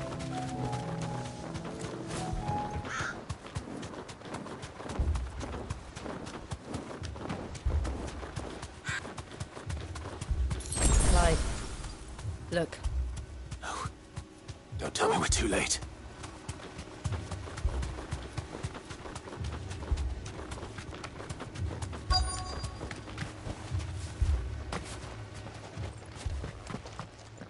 Quinton, are you all right? No. But I am alive. Which is more than I can say for my comrades. They followed me without question all the way here. And they died. For nothing.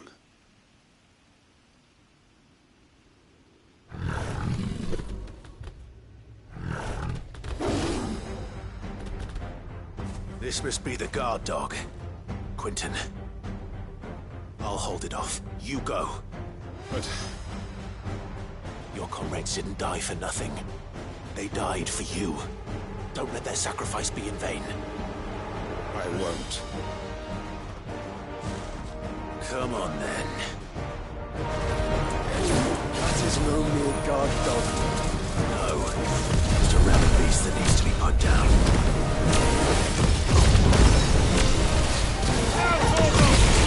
All yours, Torgal!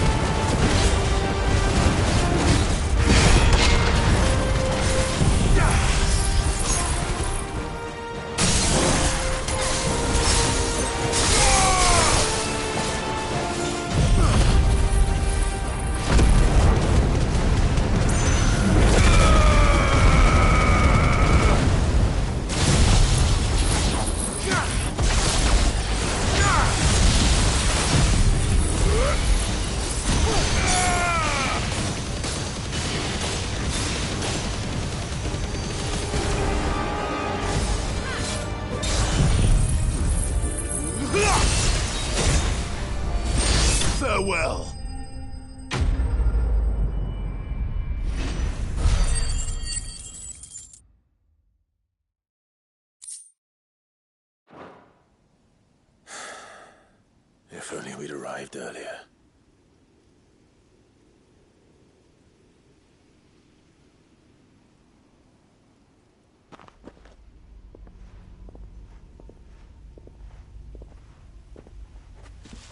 Is it over? It is.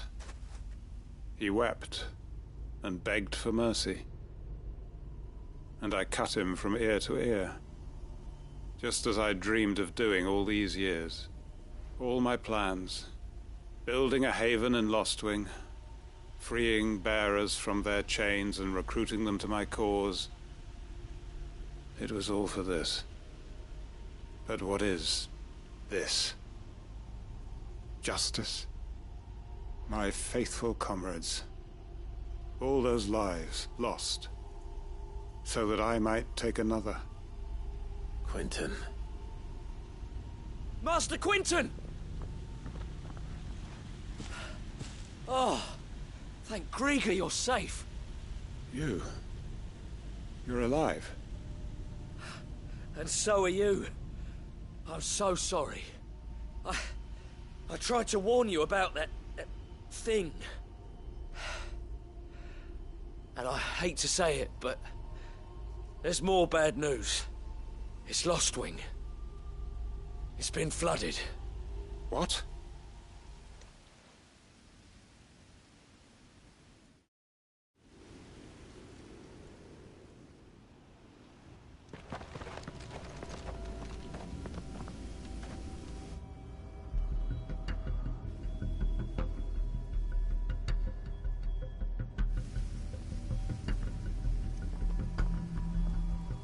Lostwing. My Lostwing. And look who's here. They must have stolen in after we left, just before the flood struck. What if there are still people in there? Don't be a fool!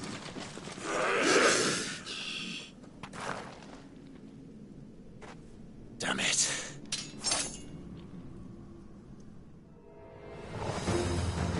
It's not going to last long in there. Then we finish this quickly.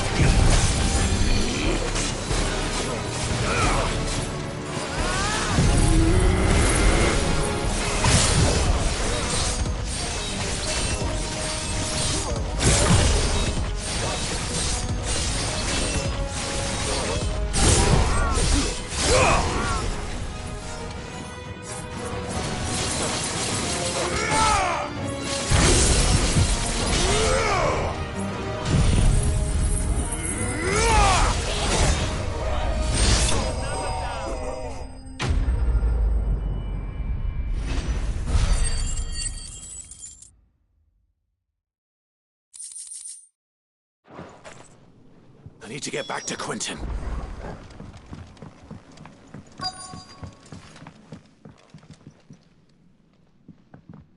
Quentin! Quentin!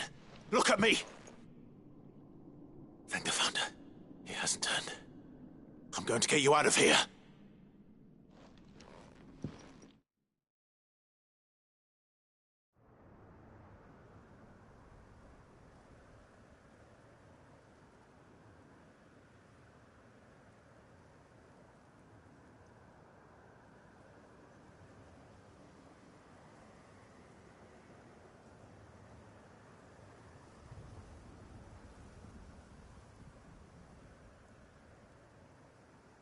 Welcome back to the land of the living. Is Lostwing? The flood has filled the valley. I see. Then all is at an end. A strange way to achieve one's life's ambition. No, Master Quentin. Save your strength. Why?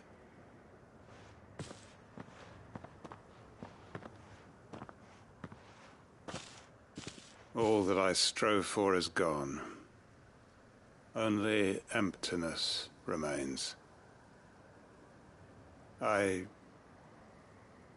have nothing left to live for. What the heck are you on about? You've got us, ain't you? Don't try telling me you only freed us so you could get revenge. We're more than that to you, and we all know it. I thought you weren't coming back. But I prayed, and you did. There's got to be a reason for that, right? Can't we just go back to how it was? You know, you looking after us all. Your work ain't over yet, Master Quentin. We believed that you were the right man to lead us, and we still do.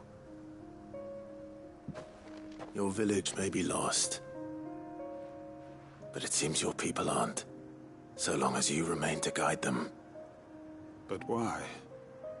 After what why would anyone follow me? 'Cause we're family, aren't we? Family? Yeah. And all our comrades who went with you, they felt the same. Lostwing weren't just a village. It was all of us. It was. And as long as we're still here, it is too. We can start again. Build a new Lostwing, right here in the Bales.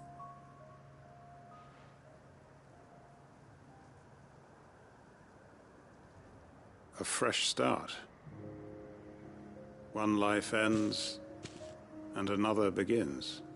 Why just a village? We could build towns. A nation, even. What's to stop us? That's the Master Quentin we know. Please. I am nobody's master. Quentin will suffice. After all, we are family.